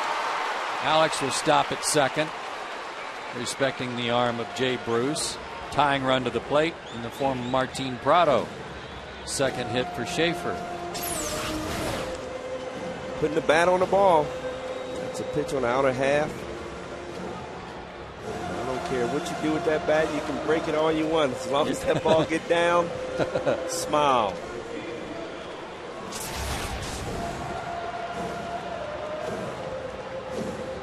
Martin tonight hit into a double play in the first, singled in the third,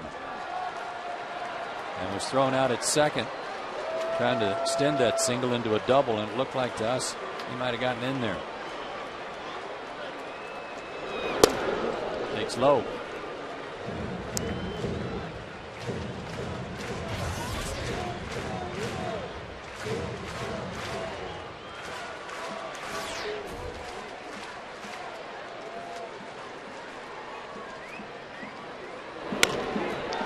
One hopper to short. Janis will go the short way, inning over. Martin hit it hard, but right at the red shortstop. Braves get 2 hits, leave 2, and we head to the 6th.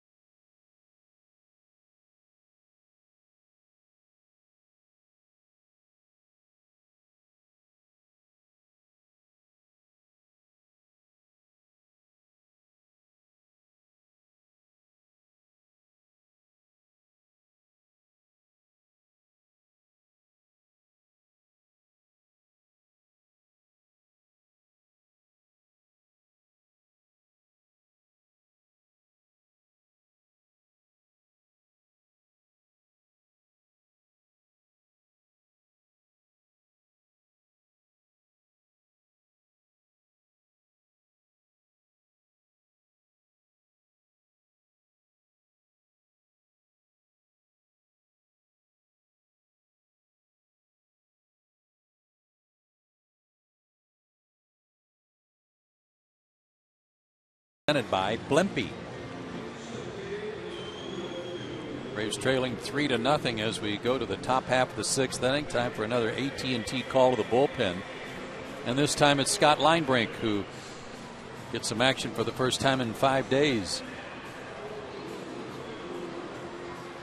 Linebrink struggled early, but his last 4 outings he's kind of settled in. His job pretty clear. Hold him right there. Bottom third of the order: Hernandez, Janis, and Leake. It's out of play.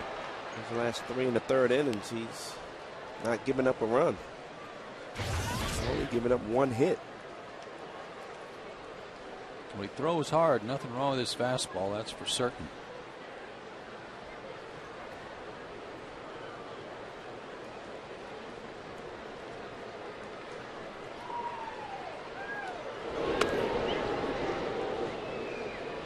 Breaking ball there, but it missed. 1-1.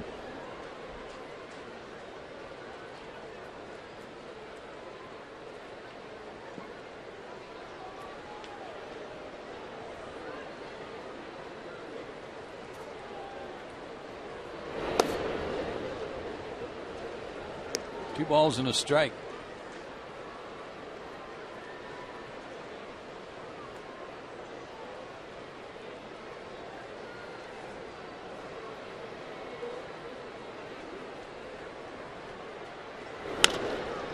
Toward the hole. Backhanded by Alex.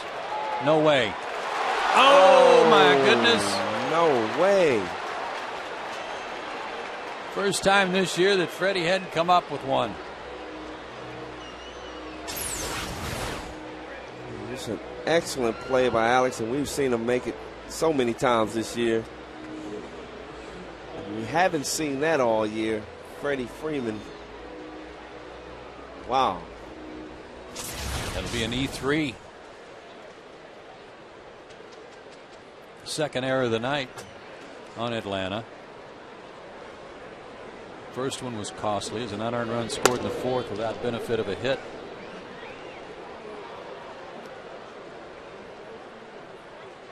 And it was driven in by this man, Paul Janisch, who with runners on first and third put down a squeeze bunt.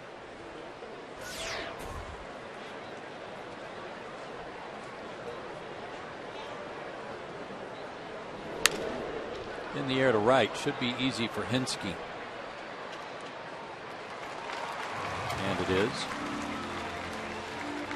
And with one out, fans get great seats to see the Braves for less this Tuesday and Wednesday with Coca-Cola 2 for $30 Tuesday and Toyota 2 for $30 Wednesday ticket specials. Save up to 46% off the regular ticket price.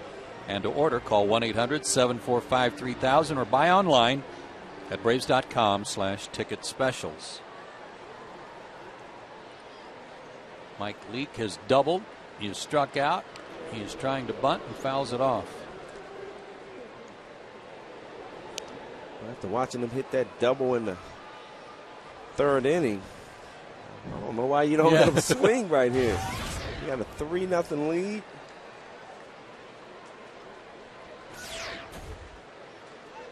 Let's see what Dusty Baker decides. Chipper's in on the grass.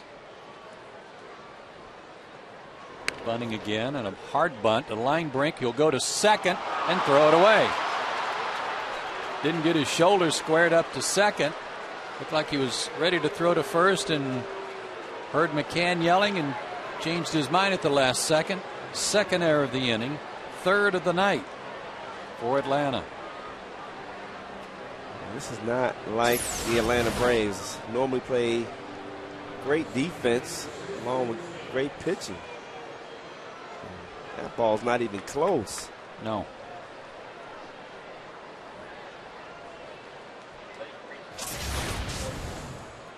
Be a fielder's choice for Leake, and then an error on the pitcher allowing Hernandez to get to second. Now you're back to the top of the order. Here's Stubbs, who has struck out twice and grounded out.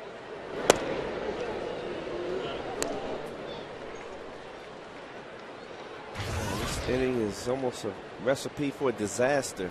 A nightmare.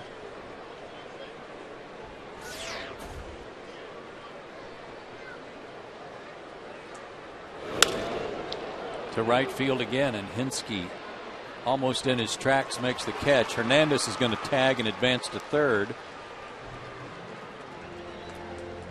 That's 2 outs now. Runners at first and third for Phillips.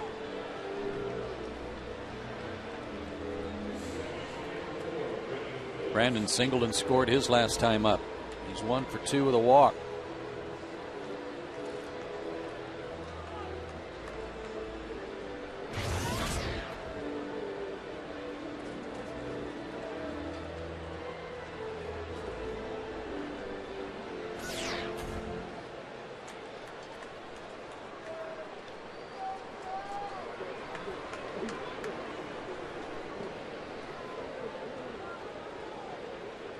Two on, 2 out. Braves can't afford to give him any more.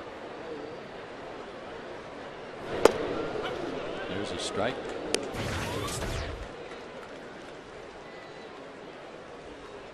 I guess it could have been worse. The Reds are just 1 for 10 with runners in scoring position tonight.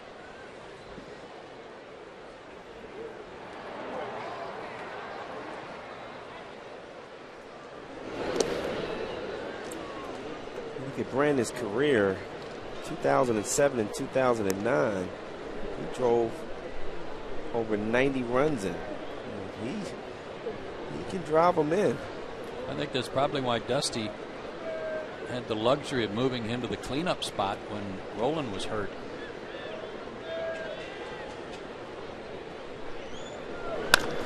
To second, might get him out of the inning. Ugla makes the play, inning over. The 2 errors don't hurt. And we go to the bottom of the 6th. Part of the order due up for Atlanta.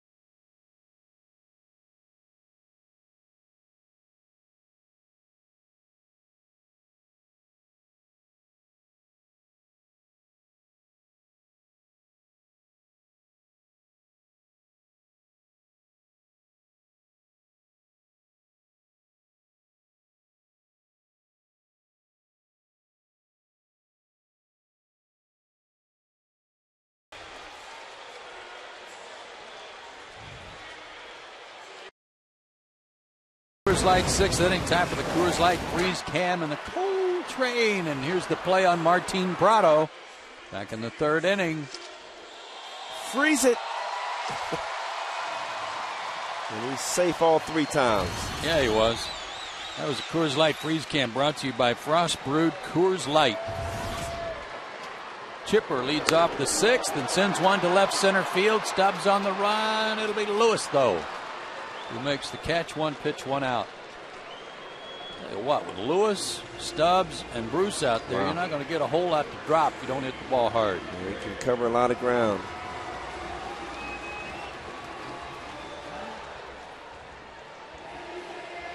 Brian McCann's reached twice tonight. He walked in the 1st, singled in the 4th. I think that was a situation when Chipper walked his first 2 times up. He just wanted to give the Braves a chance to get on the scoreboard. Swung at the first thing he saw. But after that, Hinske flied out, and then Ugla lined into a double play. Line to 3rd, and Roland trapped Chipper off 2nd.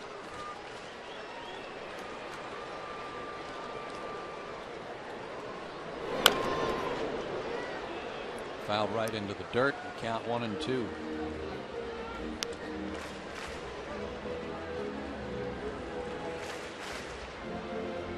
Phillies have tied the Mets 3-3, bottom of the 8th.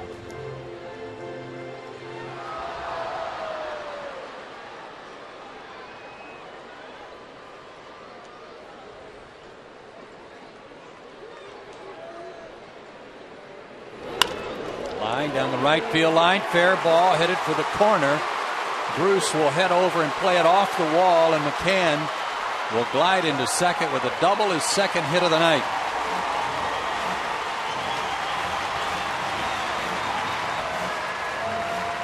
And can hit. He sure can. I had a good conversation with Brian before the game, and we were talking about longevity, and with him just being 27 years old, catching every day, and how it's kind of catching up with his body. He's in great shape this year.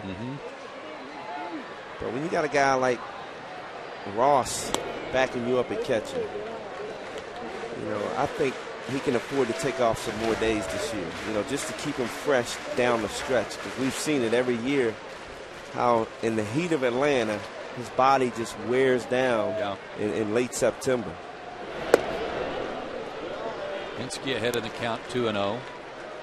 Eric's flied to left twice tonight. And this game is right. It's different, Joe. It's not like back when we played. You can take a lot of supplements to kind of energize your body, but ever since the steroid era, guys are scared to take energy drinks or anything because you just don't know. And that's something Brian and I were talking about. So you really have to, I told him you got to eat right. You got to eat right, and you got to continue to work out. I know your body may not feel like it, but you have to work out, push yourself.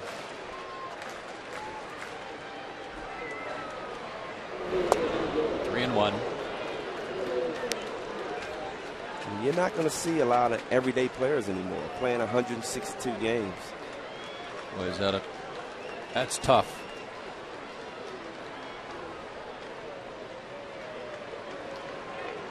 Tough grind.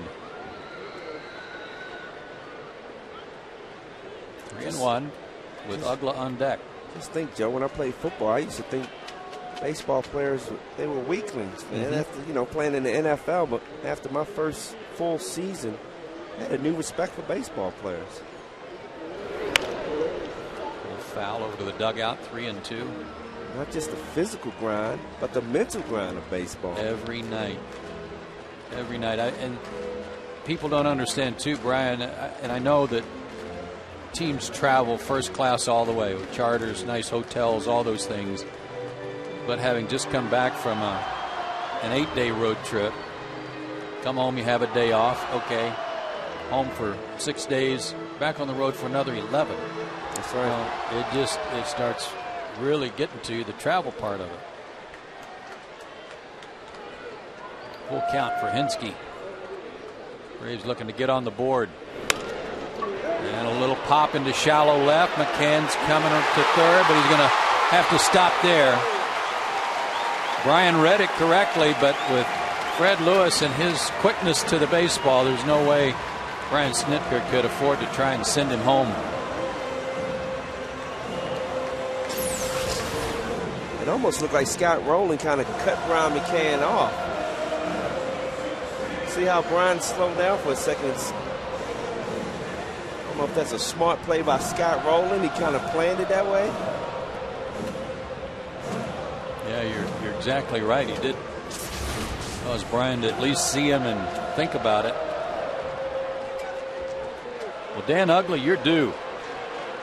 Lined into a double play his last time up. That was some tough luck. First and third, one out. And a drive to left center field and deep. Stubbs going back on the track at the wall. He makes the catch. McCann will tag and score. But Uggla missed tying it up by about a foot. Wow, I thought this ball was long gone.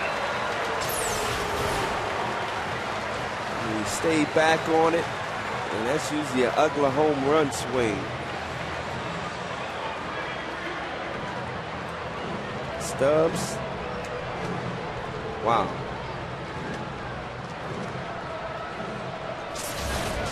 I think the Braves players are saying that's just his luck right now. Yeah, it is.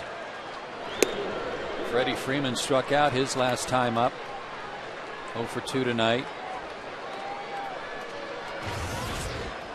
But hopefully that one run will get this offense started. That's the first non-home run RBI for Uggla since the first week of May. May 6th.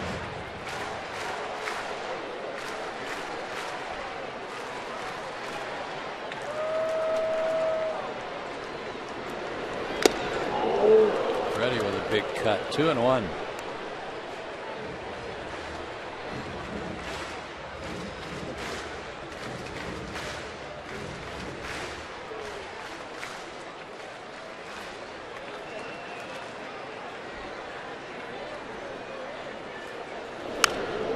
Out of play.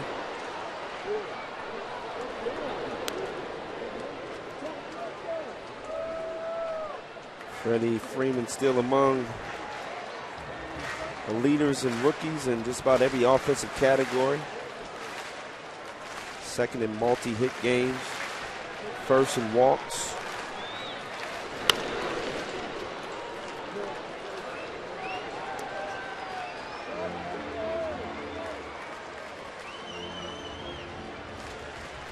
Reds have some activity in their bullpen tonight. First time. Jose Arredondo is loosening up.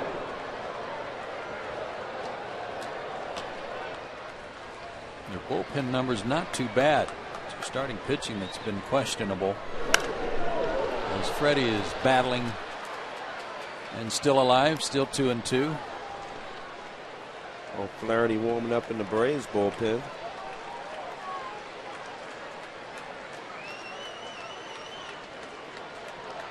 There's Eric, who's having a terrific year. Braves are on the board. It's 3-1. Tying run at the plate. Off his thumbs to first. Votto will handle that.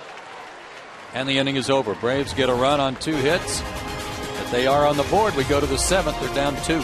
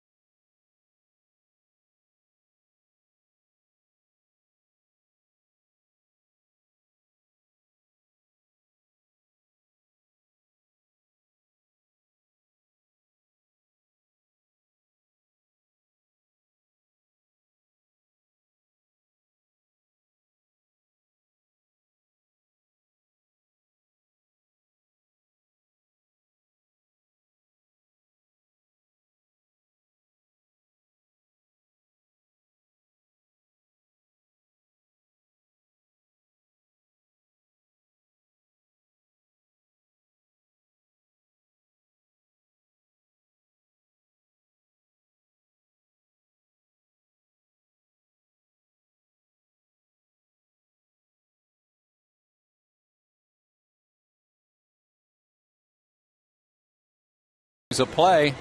Time for our Home Depot know-how question of the game. Comes from David in College Park, talking about recent action.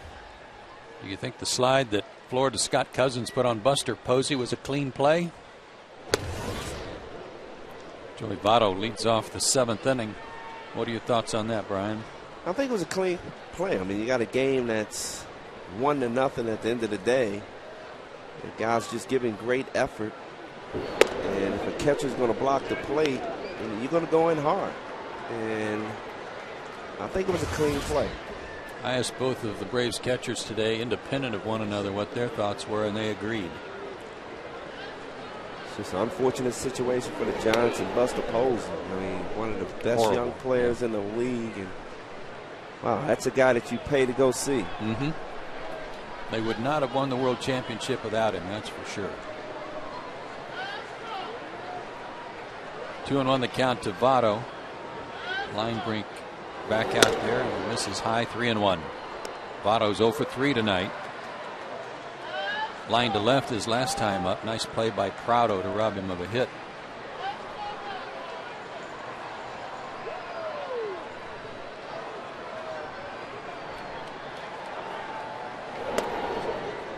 And a leadoff walk.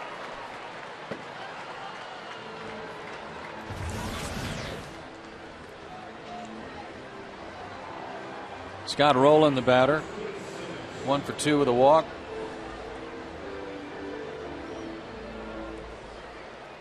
Infield hit and a run scored in the 2nd.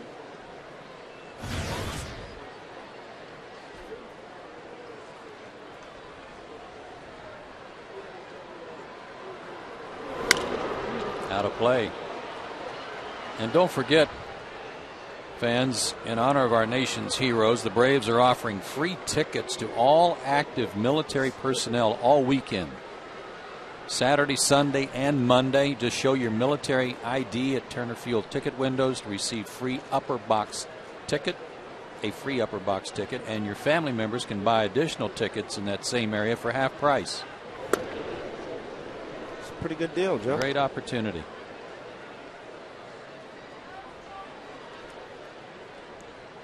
We'd love to see you here at the ballpark.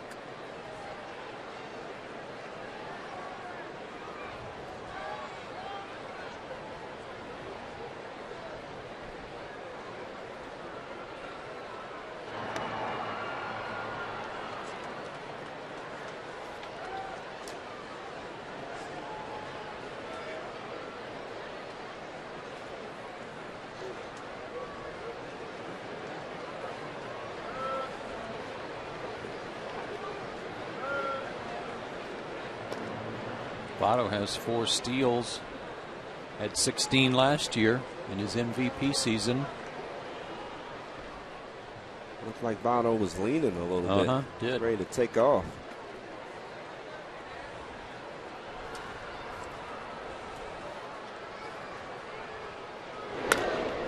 It's hooked down the line, but foul.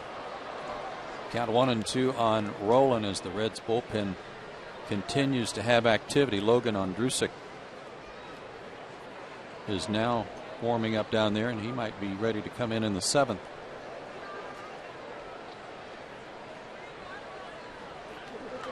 For Dusty Baker, you got to be impressed with Mike Leake's performance.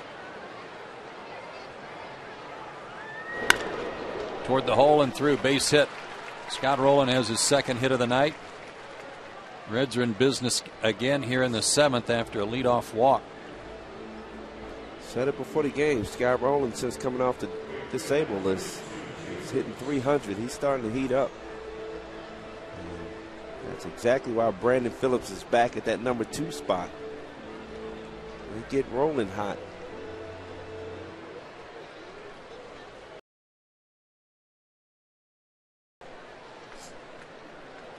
But no move made here as Linebrink will continue against Jay Bruce. Who sends one foul. He extended his hitting streak to 9 games with a base hit off the glove of George Sherrill back in the 5th inning, and that drove in a run, his 39th of the year.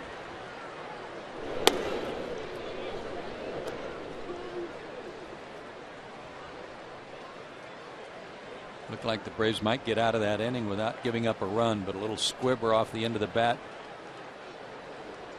And George just barely got a piece of it, something that you can't really fault him for. He was trying to make a play. Good pitch there from line brink. Christian Martinez now warming up in the Braves bullpen. Well, I think if the Braves would have came through with maybe another run, we would have saw O'Flaherty come out of the bullpen.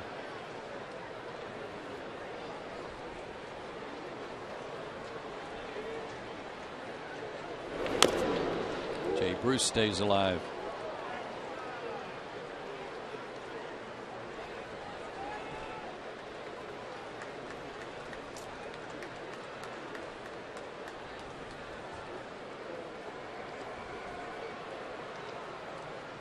Bruce is a big guy, 6'3", 225. Struck him out. Good fastball from line brink there to get him to foul tip it.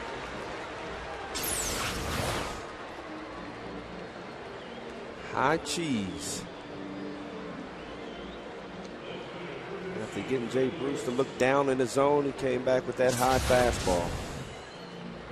First strikeout for line brink.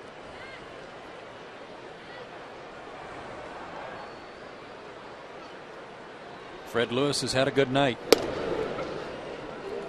Doubled in a run in the second, walked and scored in the fourth, and lined out in the fifth.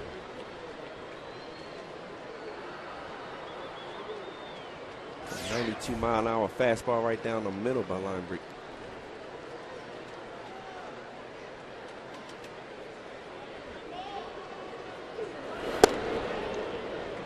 Another fastball that missed.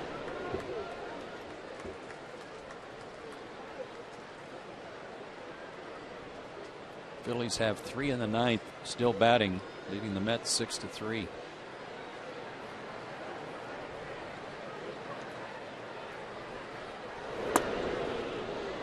Two and 1 the count.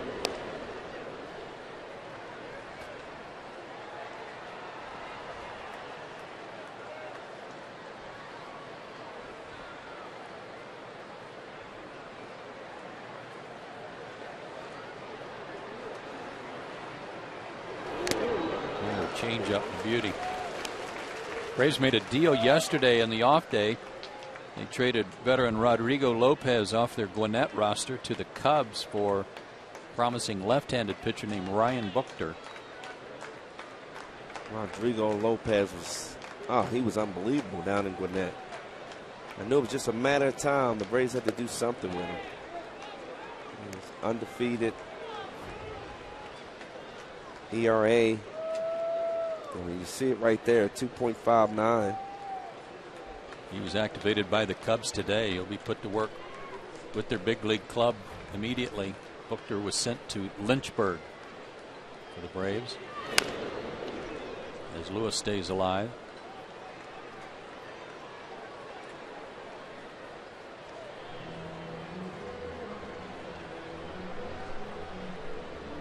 What a good pickup out of Braves this offseason. Rodrigo Lopez, just as an insurance piece.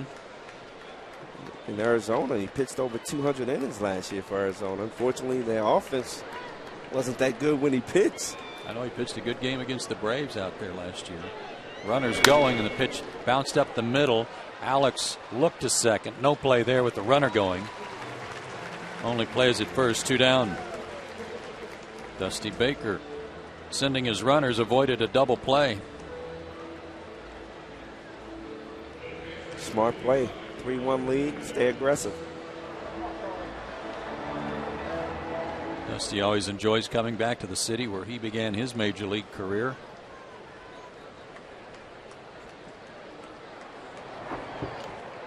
And always with the sweatbands. You never know when the manager might have to hit. Ramon Hernandez 0 for 3 tonight. He's reached twice on errors. The Braves have committed a season high 3 errors tonight.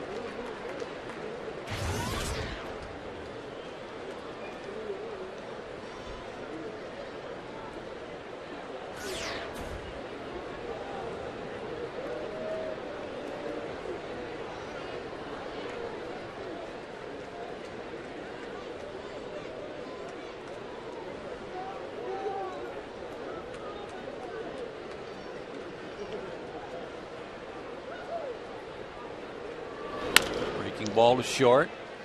Alex has that one. He'll throw out the catcher, and the inning is over.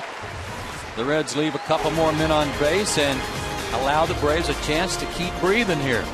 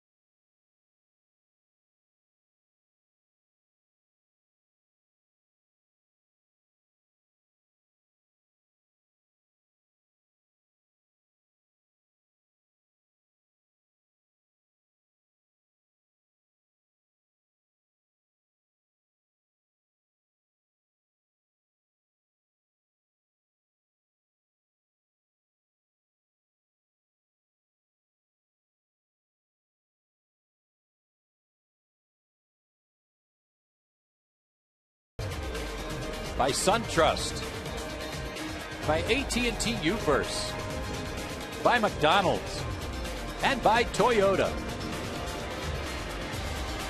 Seventh inning stretch time here in Atlanta. Braves down 3-1. Bottom part of the order due up against a new pitcher. Logan Ondrusek comes on in relief of Mike Leake, whose return to the big leagues was a good one. Ondrusek leads their team in appearances and 3-2 record, an excellent ERA. He's not allowed a run in any of his last 7 appearances and just a 186 average against him. One other defensive change. We're going to assume it's a double switch with Chris Heisey checking in to play left field. We'll assume that he'll bat 9th, and Ondrusek will bat in Lewis's spot in the 6th hole. Braves down by 2. And Alex Gonzalez will lead off the 7th. He's 1 for 2.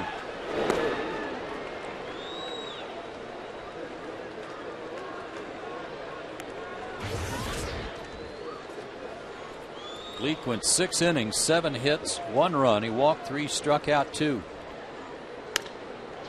Backhanded by Rowland. Quickly to first, 1 out. Rowland didn't waste any time getting rid of that ball. Good thing Votto was somewhere close to the bag because the ball was coming. Diori Hernandez will step in and pinch hit for Linebrink.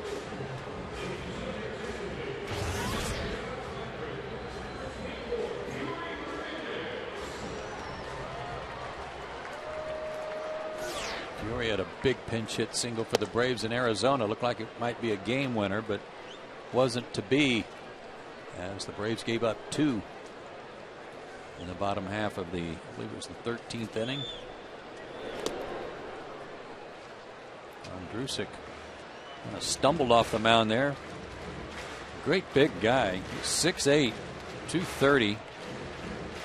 Out of Shiner, Texas. Shiner, Texas. 6'8". Hard and right over the top. Breaking ball there. 1-2.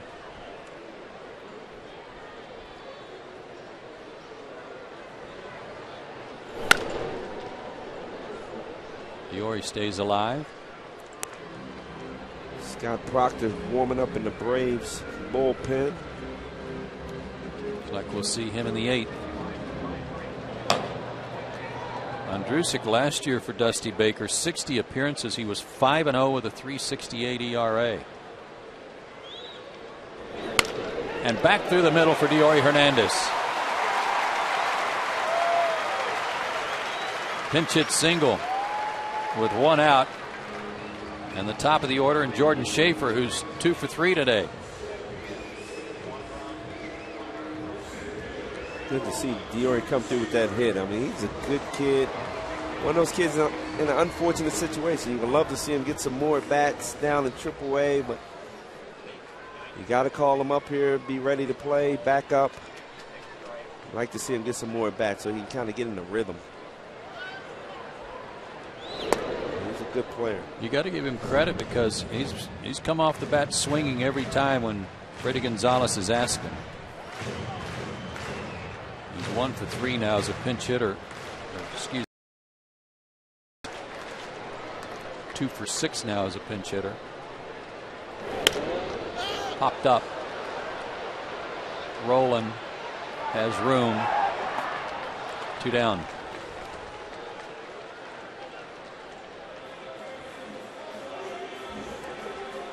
And Prado the batter, 1 for 3 tonight.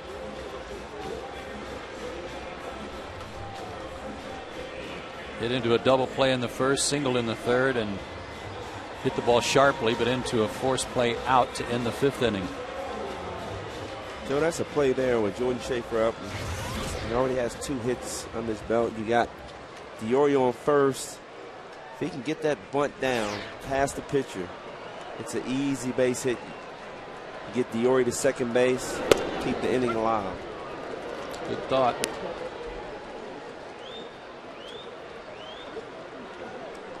With his speed, you're not going to get it. Get by the pitcher, it's over.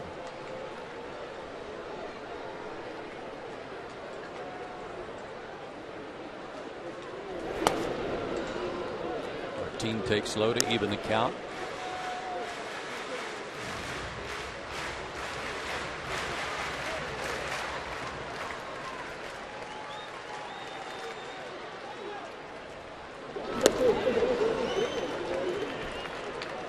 Mike Leake, who started tonight for the Reds, has let it be known that he'd rather not go back to Louisville. Like Cincinnati better.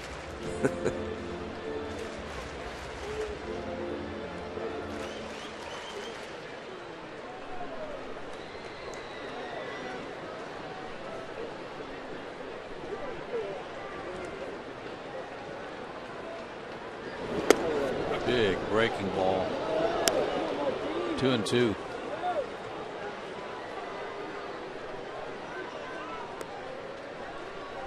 That's funny to me. Guy just made a great pitch with a big hook, and he wants a new baseball. I guess that one was used up.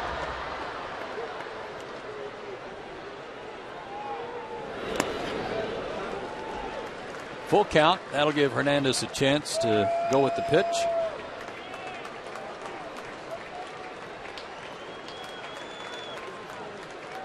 He's got good speed. Could score on a double. I don't know why Joey Votto is still near first base. There goes the runner, and the pitch lifted into right center field, but Jay Bruce is there, and he'll make the catch to end the inning. Braves get a hit, but Strand won. We've played 7. Atlanta still down by 2.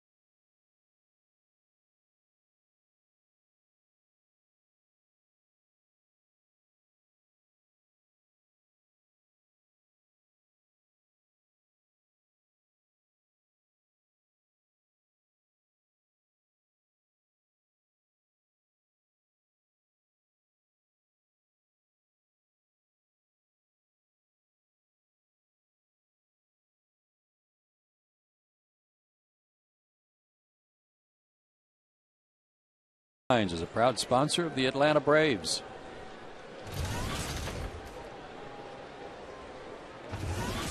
Eighth inning. And Paul Janisch leads off for the Reds.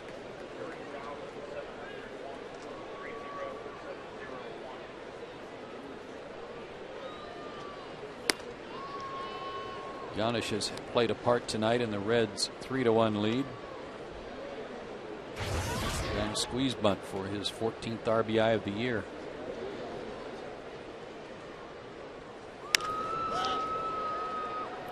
Tuhinski. And with one out, our AT&T call to the bullpen involves Scott Proctor, who records that first out. Picked up a hold a couple of days ago with a third of an inning, recording an out on the only batter he faced. Good numbers since he got called up from Gwinnett. Well, last year was a rebuilding year for Scott Proctor, coming off of the surgery. And it's just good to see the Braves be patient with him. Got released, got re-signed. And in his contract, he had to come up at a certain time, and he's done an outstanding job so far. Chris Heisey lines one to left field. Our suspicions were correct. They did double switch, and Heisey pays dividends.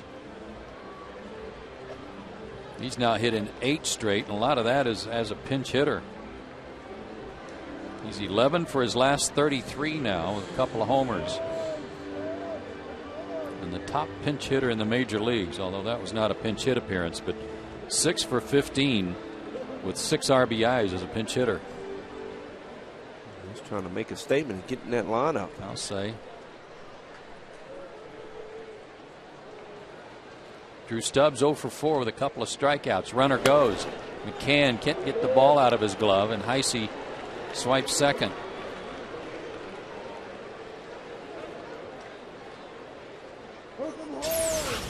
We talked about this running game for Cincinnati. They get on first base, they're taking off.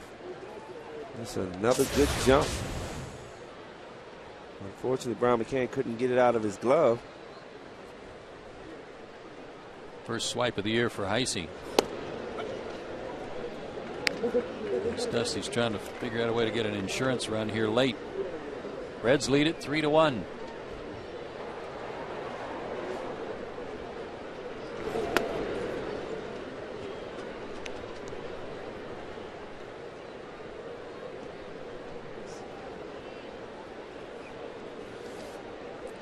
Braves won 3 of the 5 games between these two teams last year, including both games played here at Turner Field,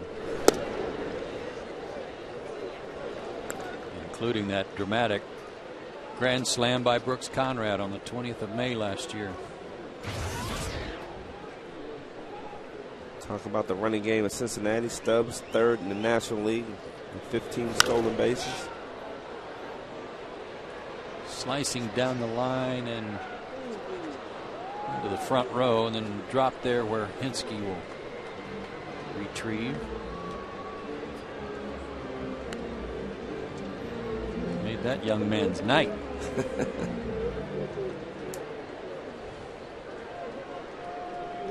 We will remember that for a long time. Got his Braves shirt on too. That's wonderful. Full count.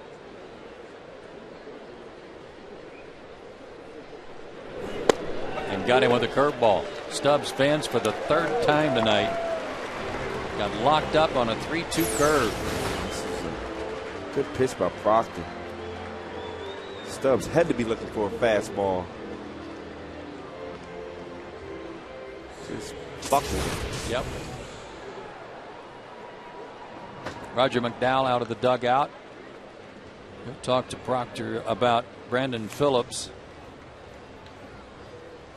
I was going to say, don't hang him a curveball. No. Go for a little scouting report here. They got Votto on deck, so they don't want to get to him.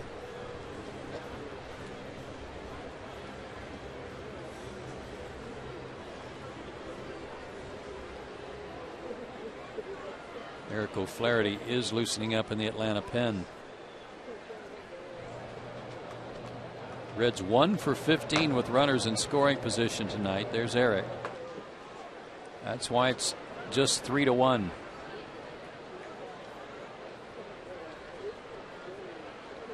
Looking ahead to the Braves half of the 8th inning. Chipper, McCann, and Hinske due up.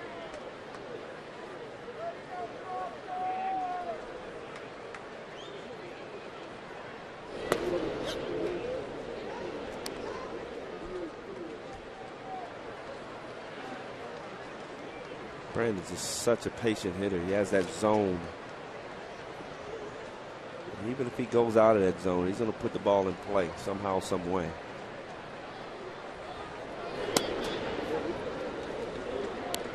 2-0.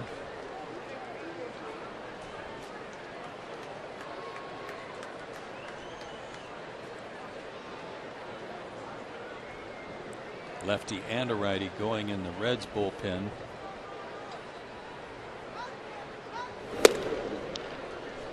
Three and 0.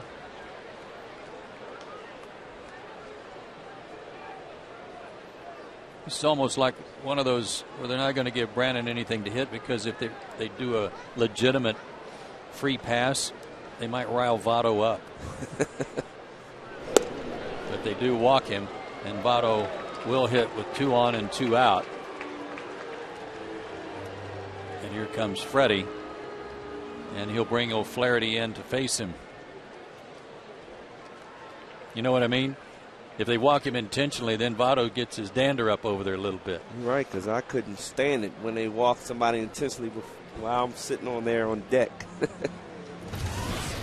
We'll be right back.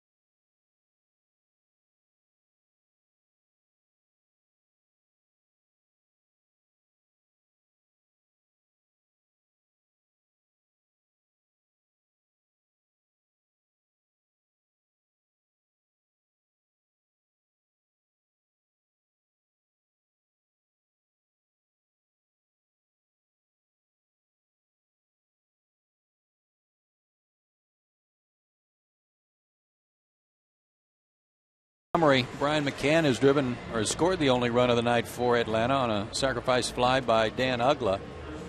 Mike Leake returned to action, pitched really well for the Reds tonight, giving up only 1 run, even though it seemed like he was in trouble every inning. And now, Brian, our AT&T call to the bullpen, and that's Eric O'Flaherty. How good has he been all year long? ERA 1.38. He's pitched in 27 games already. Joey Votto 0 for 1 with a strikeout against him in his career.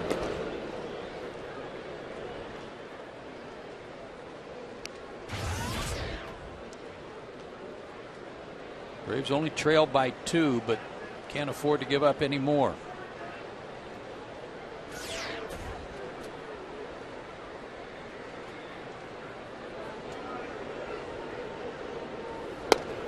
Good breaking ball for a strike. Good slider, 1-1.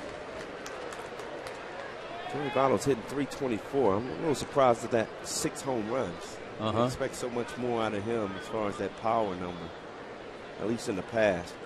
Good average against lefties, but no homers.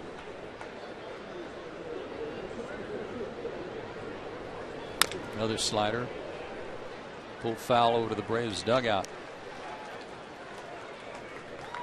this Reds offense, Brian, I mean, it's very similar to last year when they were the best hitting team in the National League. That was what was so impressive about what Roy Halladay did to them in the first game of the playoffs when he threw that no-hitter against this team. Virtually the same personnel. Slider, line, knocked down by Alex. No play anywhere, but he saved a run. Wow. He just continues to amaze all of us. I mean, look at the reaction here. Moving to his right. Good backhand, and he's looking for Ugley at second base. I think Ugley was shocked that he even made this play. Nobody to throw to at second, and he didn't have a play at first, really. By the time he corralled it, he even got screened by the runner and made the play. That was our Zaxby's indescribably good play. Bases loaded for Rowland.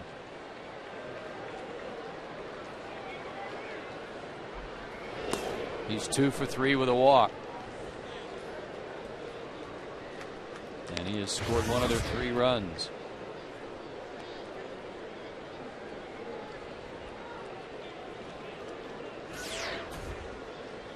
He's never faced O'Flaherty before.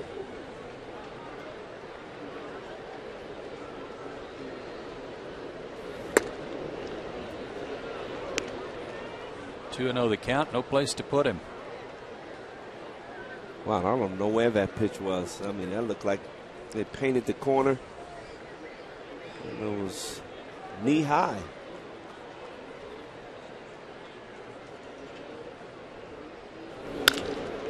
To short.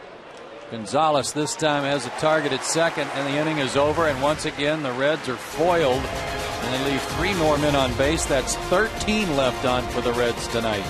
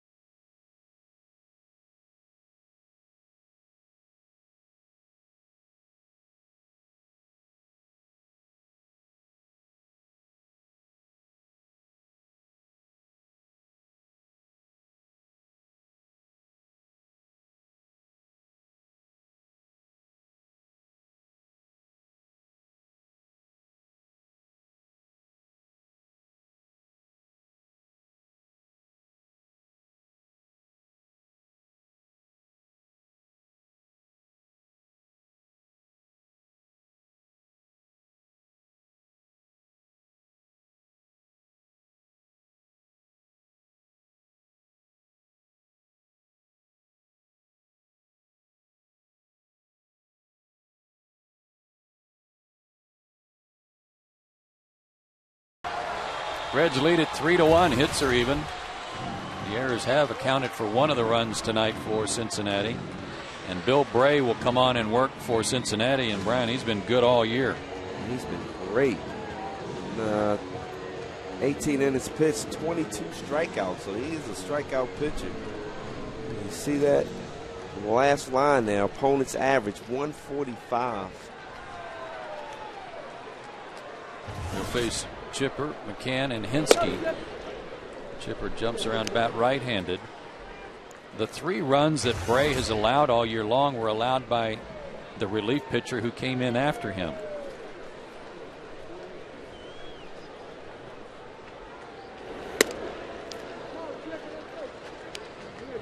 Chipper 2 for 4 in his career against him with 2 walks.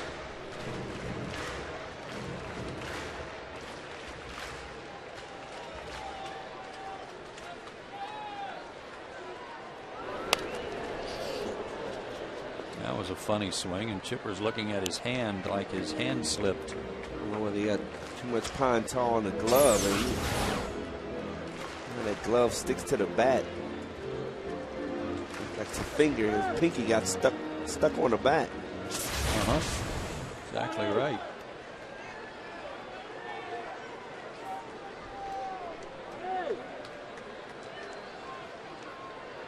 Behind in the count, 1-2. Now it's even.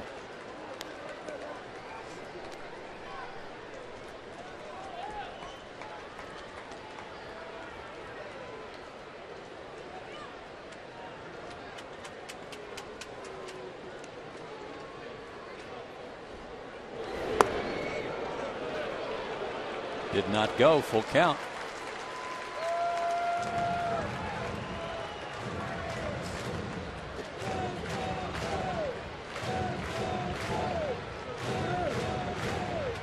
Chipper's drawn 2 walks tonight. One of them was leading off the 4th.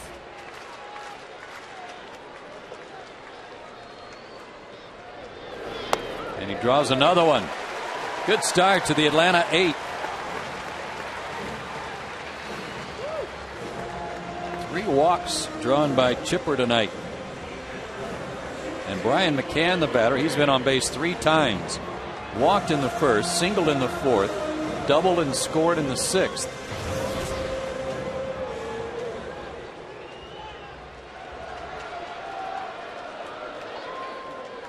Chipper now with 26 walks against 29 strikeouts.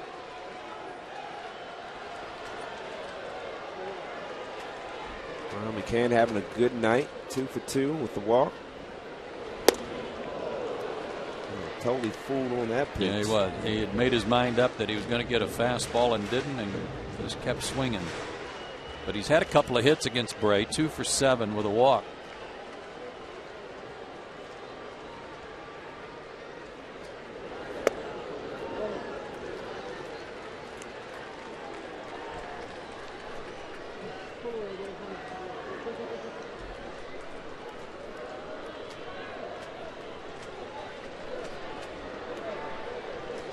Tying run at the plate.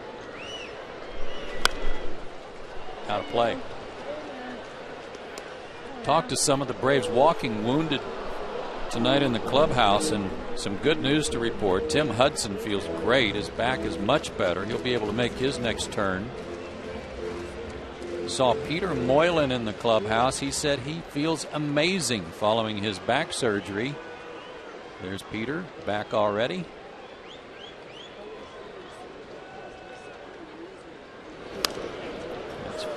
Fouled back.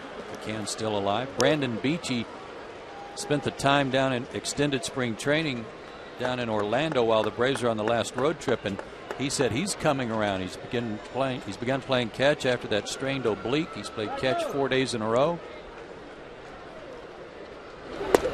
He was very good. And Chris Medlin had another session in the bullpen today. He was actually working in some curveballs down in Florida in extended spring training when the Braves were on the road trip. Bouncing back from his Tommy John surgery. Full count now to McCann. Chipper takes a long look at Brian Snitker. Find out if he's running.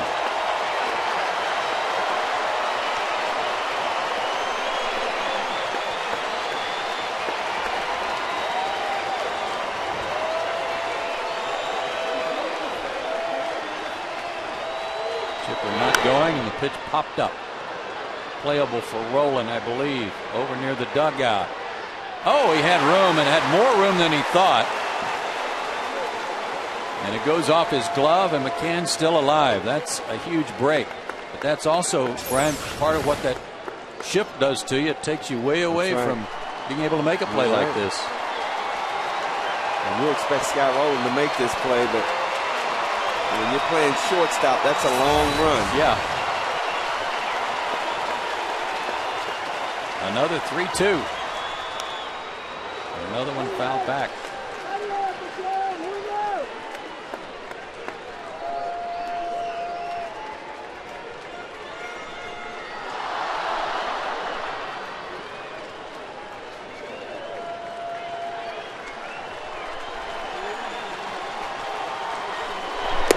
Struck him out. Got him with a fastball. One away for Hinske. Ray just topped out at 92 miles an hour on the inner half. Tough pitch. Not going to beat Brian with that pitch too often. Hinske singled his last time up, 1 out of 3 tonight.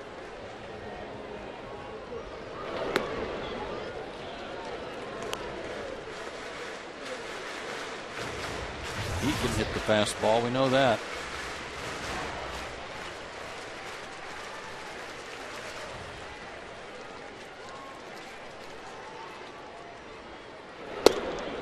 But takes one there, 1-1.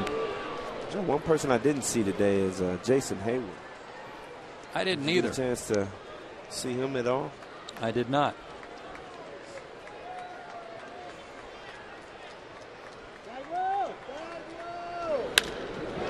To center field, but Stubbs has room. And he'll put it away for the second out. And here's Dan Uggla, who's hit into some tough luck tonight. Flied out in the second, then lined into a double play in the fourth, and then he hit what Brian and I both thought was a 3-run homer in the sixth, but it turned into a sacrifice fly as Stubbs caught it right up against the wall in center. Johnny B. Dusty Baker's on his way to the mound. And he's going to make a change for the right-handed hitter. So Bray does his job, and we'll check the change when we come back.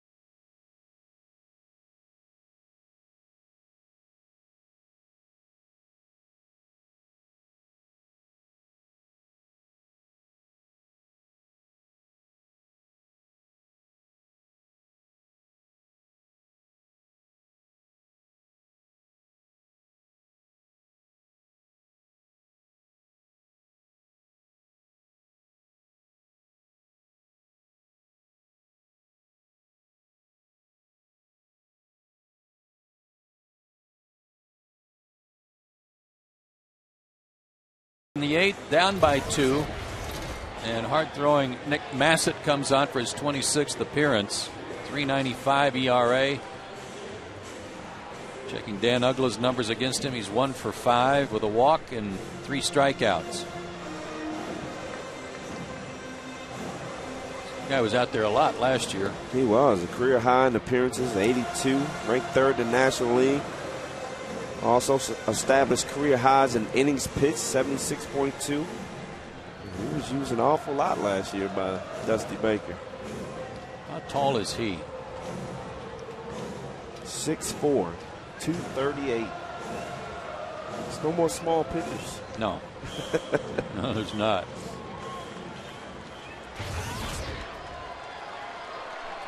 So Ugla stands in, representing the tying run here in the 8th.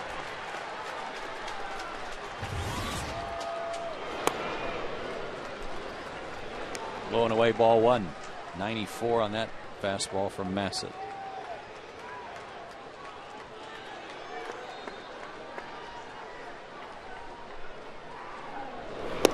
Breaking ball and called strike. That's the pitch that's been giving them problems all year long. That was a good off-speed pitch. 94 for the fastball and then 80 on the changeup.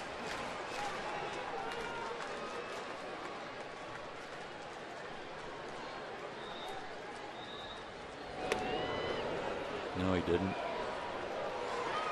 2-1. You notice how his backside just collapsed down on that slider away. It's going to collapse if everything on the front side is flying open. That's right. Chipper Even if he at hits first. that pitch, he have no power. Pulled through the whole base hit. Looked like a breaking ball that was left inside. He's lucky that it was just a single. Inning continues. First and second. Tying runs aboard. And that's exactly right, Joe. That pitch started way inside and came back across the plate.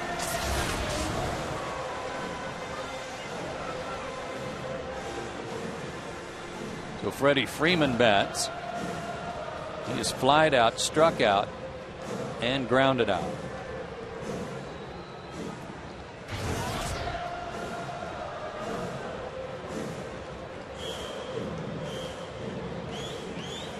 Well, even if you don't tie it here, Brian, you'd sure like to get one and go to the ninth just needing one. Good speed out there. A double might score 2. Freeman goes after a pitch right in on his knuckles and pulls it foul. He's always swinging at that pitch 3 inches inside. And that's just a tough pitch to handle. And he's chasing that pitch. A lot of pitchers watching video and they're staying way in on Freddie Freeman.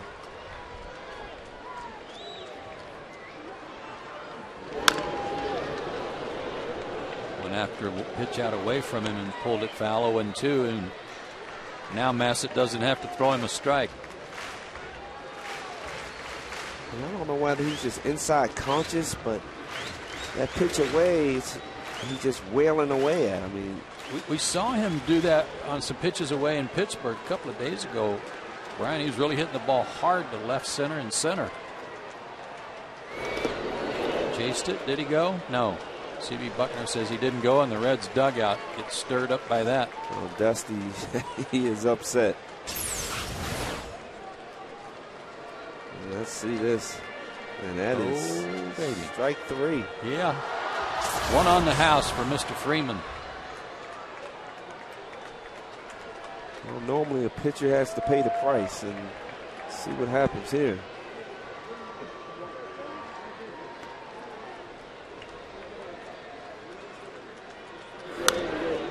Bites that one off. 96 on that pitch.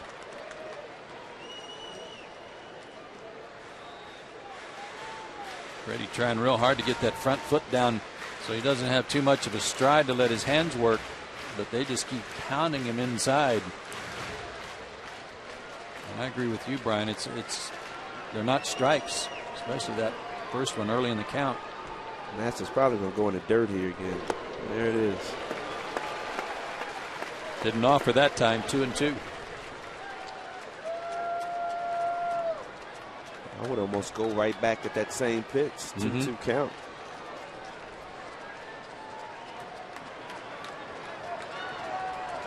Easy for me to say up here. I know.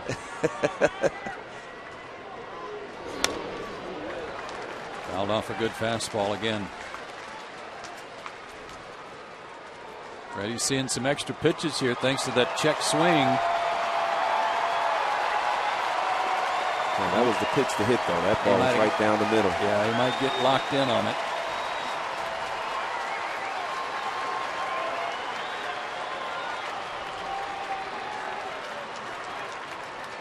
2-2. Full count. Freddie's seen 8 pitches this at bat. And Hernandez out to talk to Massett about how they want to try and finish him off. Huge advantage here for Atlanta because the runners will be moving. I'm Dan Ugly. I'm flying off of first base. Betcha. Try to score on anything down the line or on the gap. Get a huge lead and take off. And there they go. Breaking ball, backdoor breaking ball. Hernandez wants to know from Dale Scott where that pitch was. He didn't get the call. Oh, 3-2 curveball. Hernandez sold that one. He had to go get it and bring it back. He did a good job of bringing it back. Yeah. That was close. Good at bat by Freddie Freeman to work the walk after it looked like he had struck out on a check swing. So here's your chance. Bases loaded. 2 out for a former Red, Alex Gonzalez. Already 1 for 3. Starting to swing the bat much better now.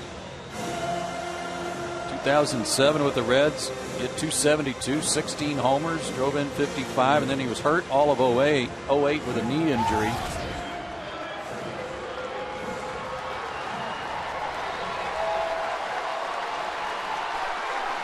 And then they traded him to Boston.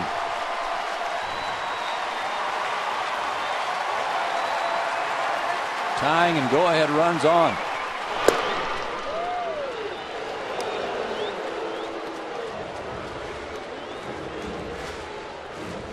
Surprise, Alex Gonzalez took that curveball. He normally hacking at that curveball, especially if you make a mistake in. He's usually hacking at that first one. I know that. Alex 0 for 1 against him in his career. To short. Inning over. Braves leave them loaded. And we go to the ninth. Still 3-1 Reds.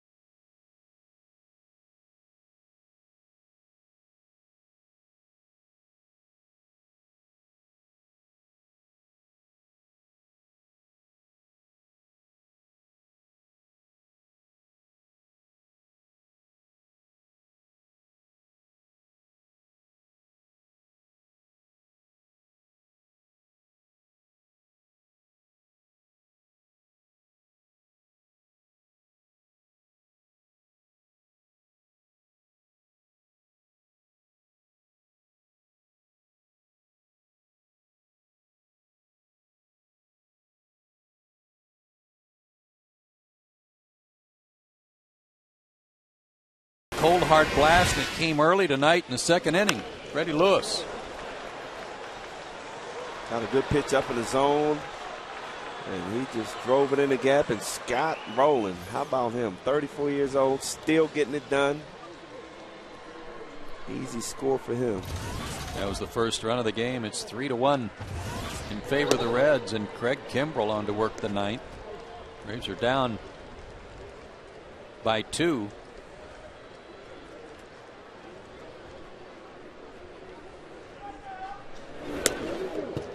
Really surprised, Joe, that Craig Kimbrell's in the game. I am now, too. Down by 2. Sometimes the closer's brought in a tie game when you're at home because you're not going to be in a safe situation in a tie game in the ninth, let's say, but this is a 2-run deficit. So something's up. Well, the Kimbrell before the game said he wants to try to get some work in after a day off. Well, he just walked Jay Bruce on 4 straight, and our AT&T call to the bullpen. Again, Craig Kimbrell, and not off to a good start here. Leads all rookies in saves with 14. And Miguel Cairo will pinch hit. This is the pitcher's spot.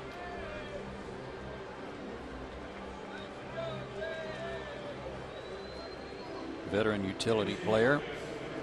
Very smart player, probably coming in to get that sacrifice bunt down. He has one of those already this year, and he's having a good year. All those numbers, is 74 at bats, so he's played quite a bit.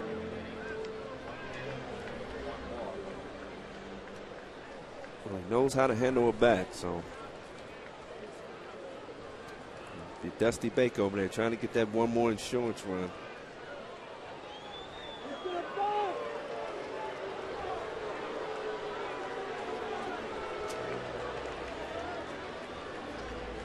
Only 3 batters for the Reds have faced Kimbrell before. Jay Bruce is one of them. He had walked. He's now walked twice against him. The others are Ramon Hernandez and Drew Stubbs. Sacrifice was on, but taken for ball 1. That's 5 balls in a row by Kimbrell. Might be a good situation to try hit and run. Mm-hmm.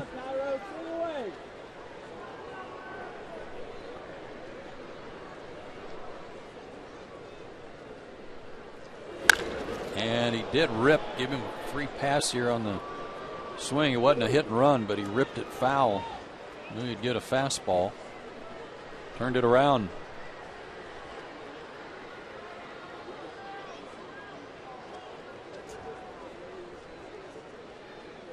In that huge rally the Braves put on in the 9th inning, May 20th of last year, Cairo was at third base and made an error that was instrumental in that inning.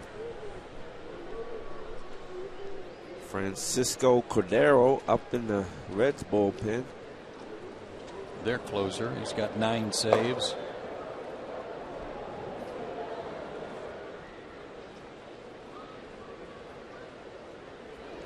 Bunt back on and popped up foul.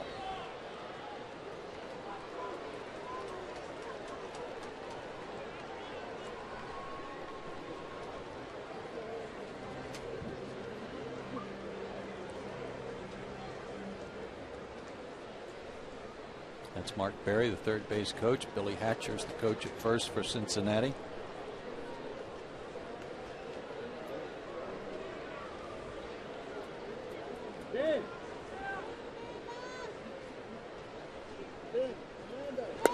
Struck him out.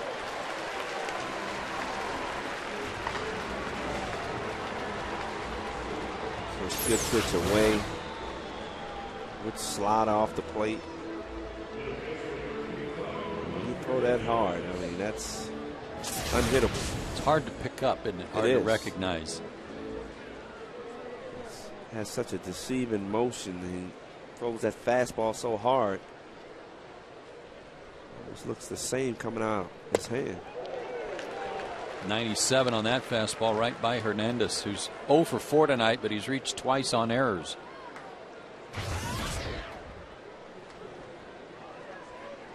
One, a real costly one by Tommy Hansen. Runner at first, one out in the fourth. Comebacker to the mound, and Tommy threw it into center field. That put runners on the corners, and then Paul Janisch put down a squeeze bunt to drive in the second run.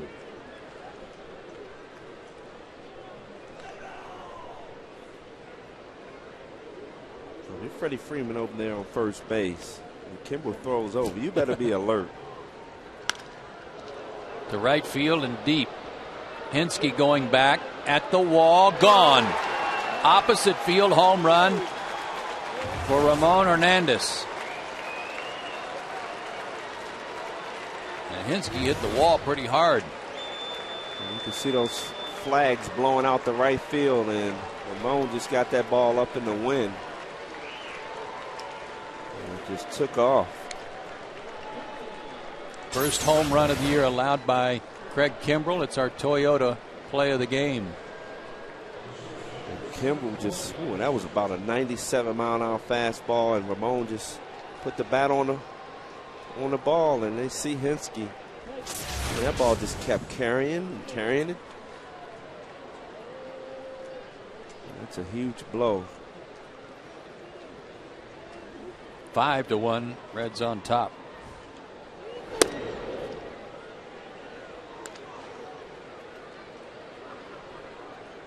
Janisch 0 for 3, but an RBI on the squeeze play.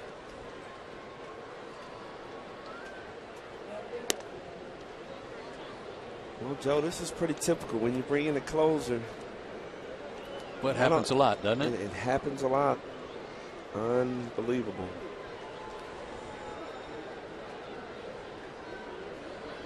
In non-save situations, it seems like we've seen it happen to some of the best, too. You're just getting some work.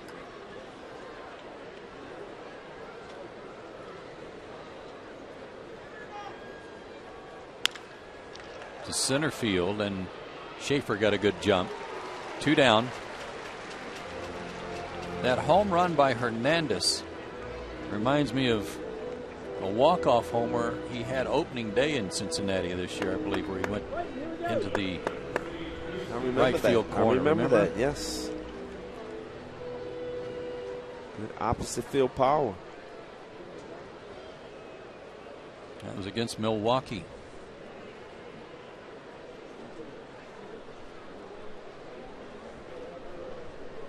You got a guy like Kimbrel who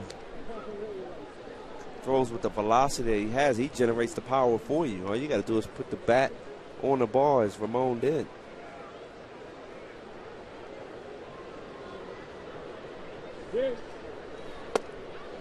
Heisey swings and misses. 1-1 the count.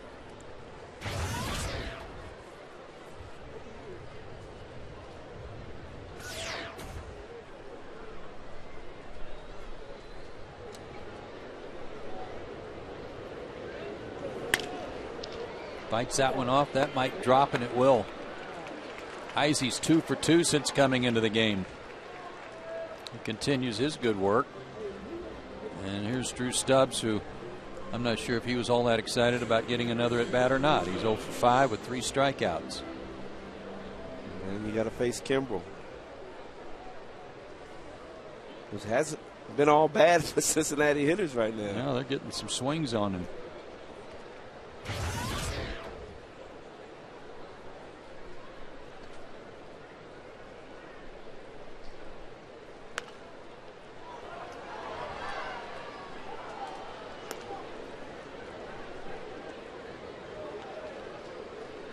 Cincinnati team starved for a win, desperate for a win, according to some of the folks traveling with them.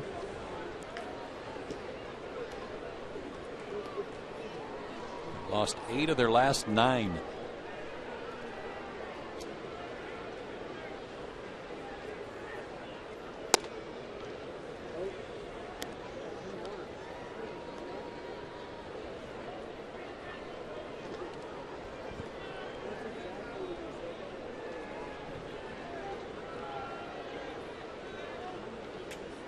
Some activity in the Atlanta bullpen as Kimbrel throws over.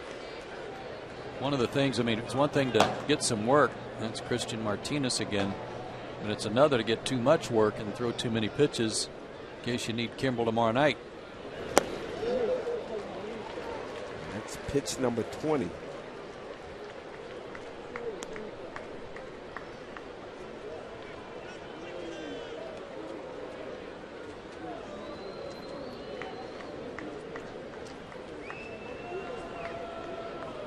One and two to Stubbs, who's got the hat trick tonight.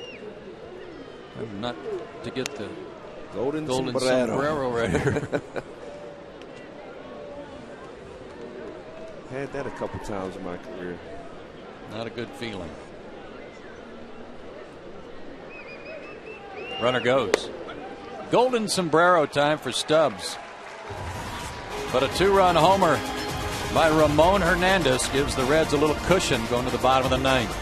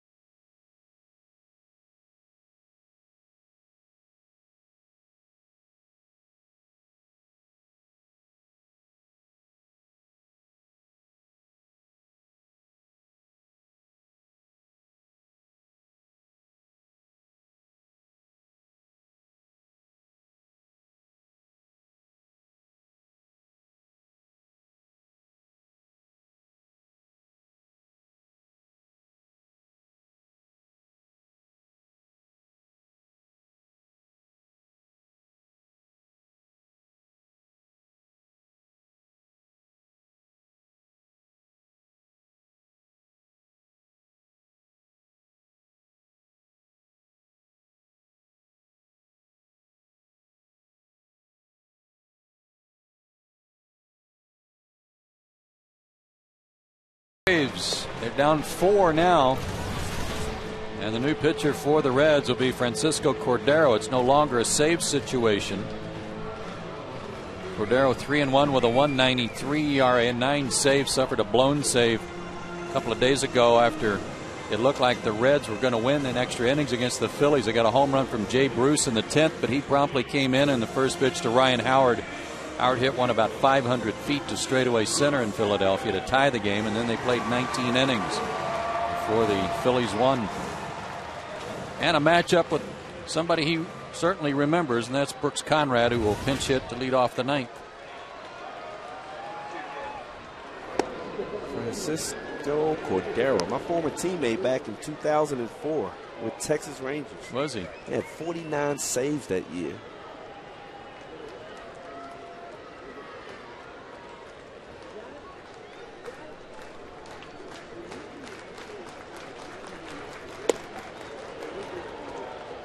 Something off there, and he's had head of Brooks 0-2. Conrad had the game-winning pinch hit homer in Pittsburgh 2 days ago. A note in the Braves media notes tonight, a very interesting one about Brooks.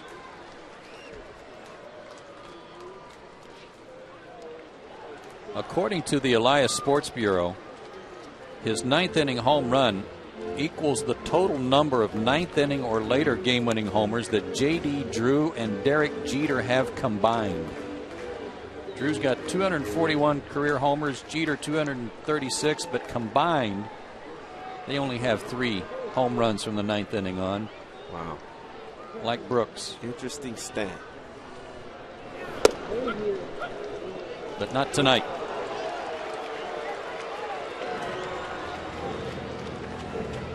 Looks like Brooks was fooled on that pitch, probably looking for a fastball away, and good slider by Francisco Cordero.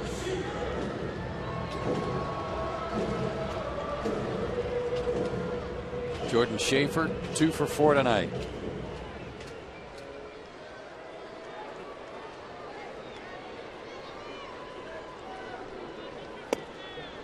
Four for 13 since he got called up. Ryan Hannigan is your new catcher here in the bottom of the ninth.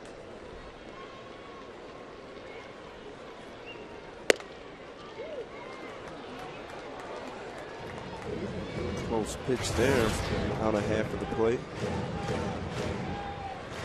Hey, the Braves have rallied on these guys before. How about one more?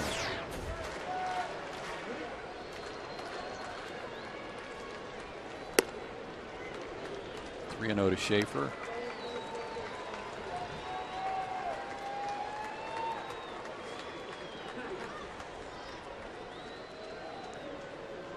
Martin Prado on deck. Schaefer will be taking here. And it's a strike.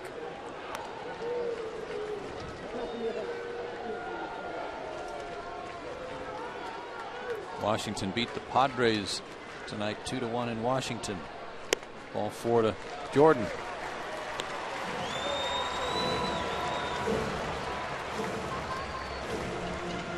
Jordan Schaefer on base 3 out of the 5 times. That's a pretty good day. You darn right. It's all about getting on base however you can.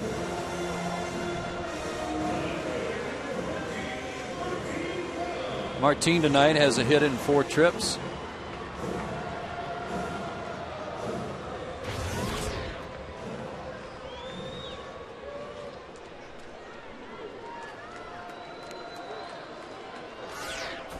Cordero's 7th walk of the season.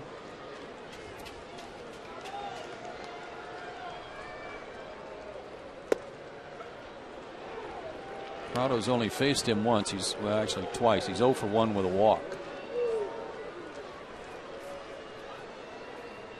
Need some more base runners, though. To center field. Stubbs broke back. Now comes in. And he puts it away. 2 down. And Chipper Jones represents the last hope for the moment for Atlanta. He has walked 3 times tonight and flied to left.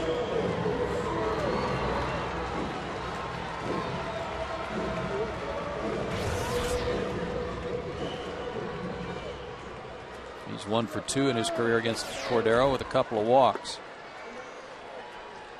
There goes the runner, but no throw.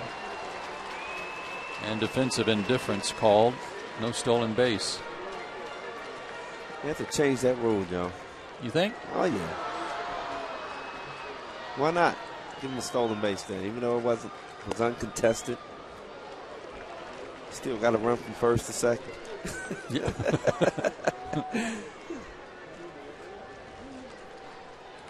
I don't have any problem with that. It's okay with me.